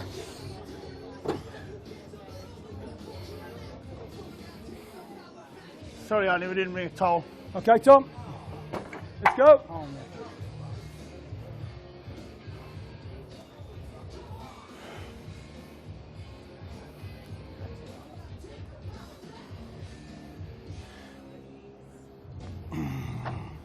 Oh, just at the top of your gun, man. Just there. Not too high. There, squeeze. Come on. Squeeze, there. Squeeze, hold, there. Squeeze, there. Hold. Hold. Again. Again. One more. Oh, is it good? Squeeze. One more. Hold. And stretch, full stretch. There we go. Come on in, Davis. Yeah, on there. Well, that's what I was there. Can't be confused then. I just said there, sitting away with the three of us. We're getting there, man. Oh. Oh. Oh. Oh. Oh. Come on. Oh. Oh. Oh. Oh. Fuck. Oh. Well, I've got one on this side. That's one this side. And we'll do a set. Hold on, I've got three on this side then. That's the next one. Oh, no, do this one first. Sorry, I just lift weights and eat chicken. Okay, mate. Kind of count. Okay. Let's go.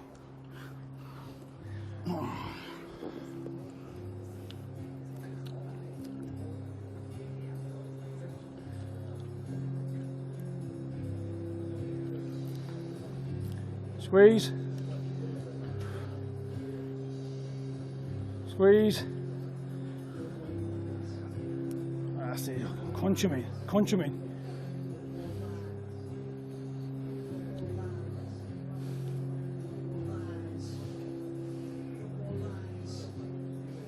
Easy stuff, Amp, easy.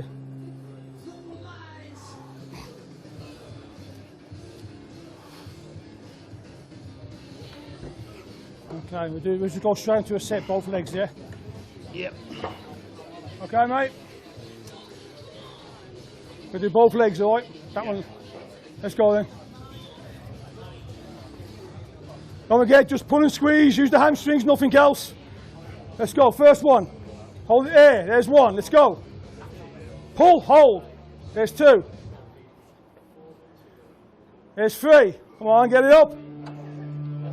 4. Let's have a squeeze at the top. Hold. There's 5.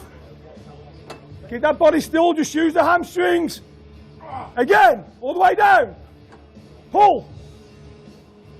Again. Pull. Tom, easy. Pull it. Pull it. Pull it, Tom. Hold it there. Hold it. Hold it. Slow. Slow. Slow. Okay, and the next side. Same with this now. Let's go again. Tuck it in. Let's go. 3, 2, 1. Up we go. Come on, you know what you got to do now. That's better. That's more better control. Squeeze. There's 4. There's 5. Push. There's 6. Come on, get it up. Get it up. Hold it there. Let's go again. Pull it. Pull it. Hold it. One more. Come on, get it up, Tom. Fucking move it. Get it up. Easy, man. Hold it there. Hold it. Hold it. Slow. Slow. Good set. Nice one. Go on, Davis. 4. Nah, stick on that. 3. Come on, that's some good reps.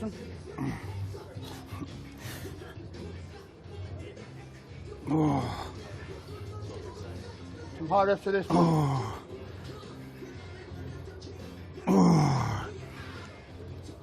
Come on. Not even started yet, man. Not even started. Come on. Again. Slow him down. Come on. 2 more. Still you. Again. Down slowly, Leroy. Again. Slow. 1 more. Up. Another one. This is the one, man. Lock it in. Hold. 10, 9, 8, 7, 6, 5, 4, 3, 2, 1. Fuck! Put your back for that back second of the week. Who fucking taught you how to count? Oh, dear. Oh, that's one. Finish it off, man. Oh! Come on, everyone perfect. Easy.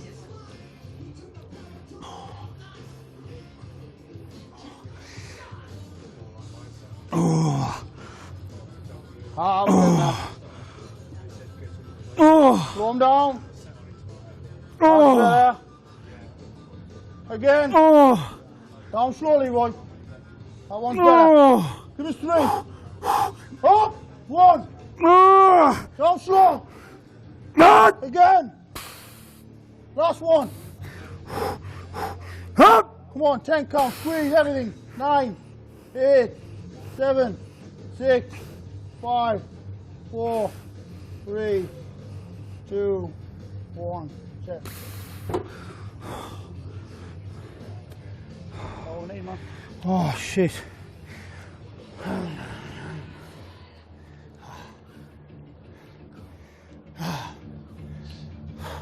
Right in. My turn. Okay, Mr. Bailes.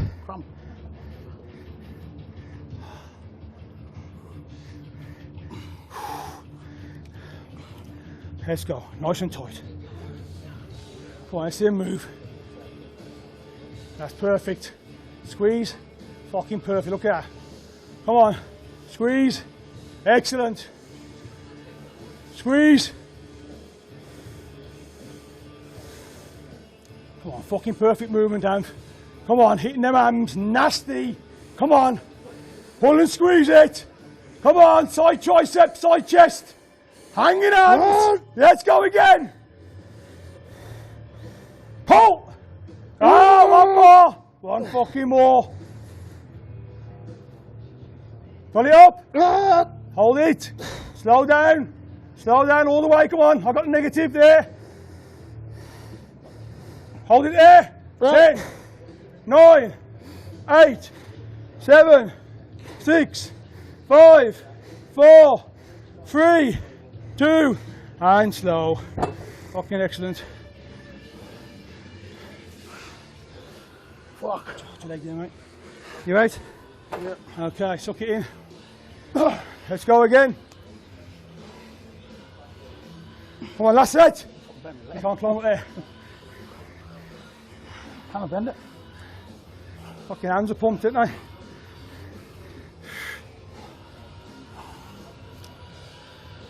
they? Oh, fuck.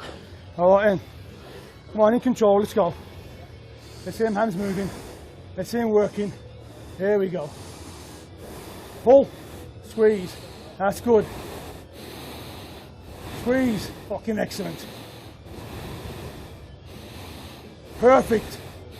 Come on. Hang your hamstrings, man. Pull and squeeze. Pull and squeeze. Yeah. Again. Again. Come on. Last fucking set. Pull. Squeeze. Let's go again. Pull. Get it up. Get it up. One more. Get it up. Squeeze. Slow down now. Slow down. Slow down. Slow down. Slow down. Slow down. Okay. And hold. Hold. Hold. 8, 7, 6, 5, 4, 3, 2, 1. Perfect. Excellent.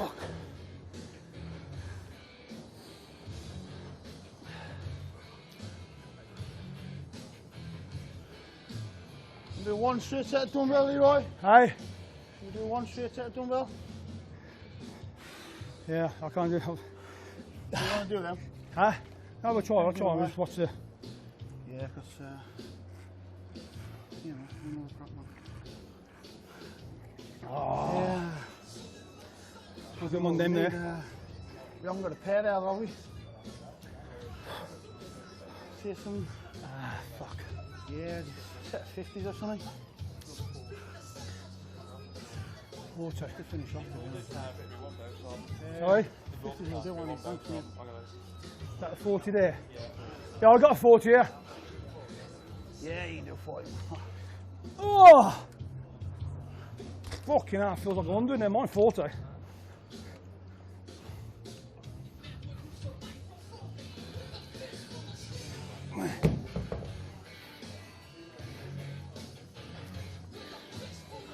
Okay, Tom. Good. Yeah, try to get deadlift. What we want to do is, Tom. We'll do a 25 or the 50s, 40s. Are these the same, yeah? On these ones, if you try, if you grab them at the back, here, and let them like pull forward. So you're not grabbing them in the middle, yeah? Grab them at the back. Anything where you bend down, head up first, yeah? So head up. Set yourself all the way up, yeah? But we're not going to come all the way up, yeah? So we're going to go pull them to the front a little bit. And you see, because I've got them at the back, they're pulling down rather than here. So give it some, yeah, just to there. Yeah, so we're not,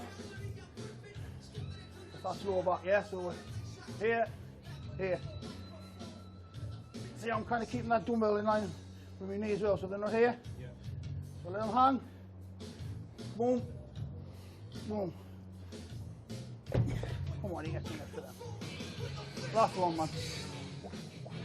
Are you using them or 25s, Tom? Are you using them? You can do them easy. Come on, everyone the same. Perfect.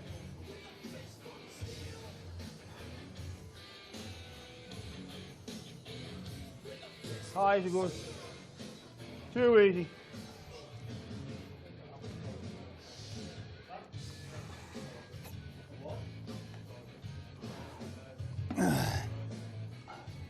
Come on, high reps, easy stuff. Slow them down, man. Speeding them up, everyone the same.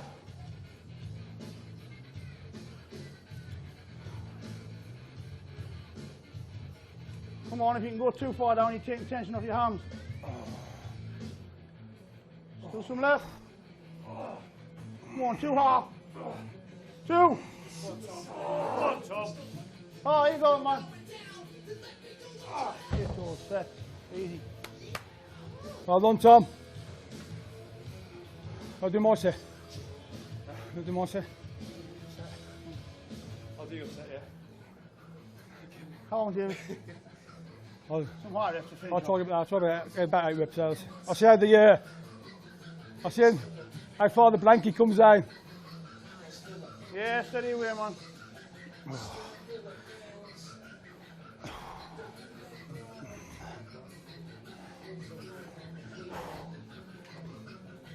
Ah.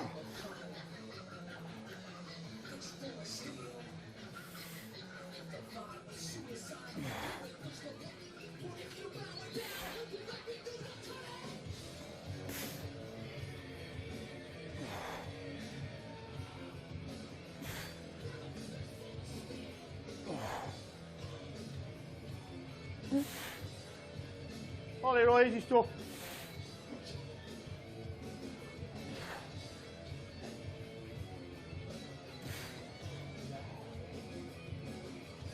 Oh, name one.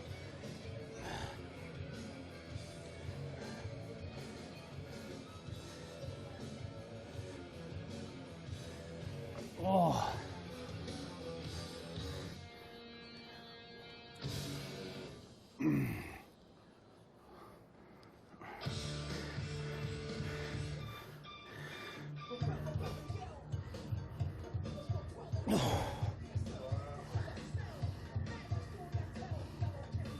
Chop.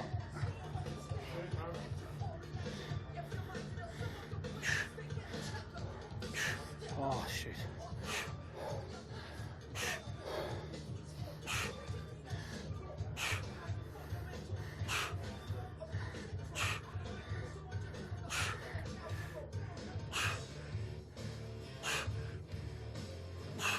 Keep him pumping, and keep him pumping. Keep him pumping. Oh, fucking easy, easy. Keep him coming, keep him coming. Yes. Excellent. Too many reps there. Aye. See what's been low, isn't it? Good work, man. Well done, Tom. Well done, Tom. Thank you so much. Excellent. It's amazing. And there's not anything but sweat. I was proud of me, it's fine. Oh, well. What you got to say to the tell me how you feel?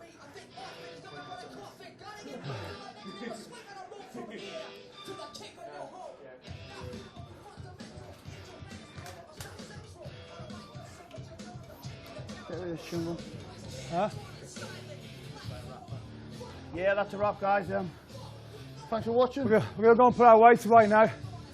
Even Thanks, Mr. Andy. Olympia put his weights away. Having us. Thanks everybody for coming out. I mean, guys, support your local gym events like this. You can see Andy spent a shit ton of money on equipment and stuff, and it's a fantastic gym. Support this kind of thing, you know.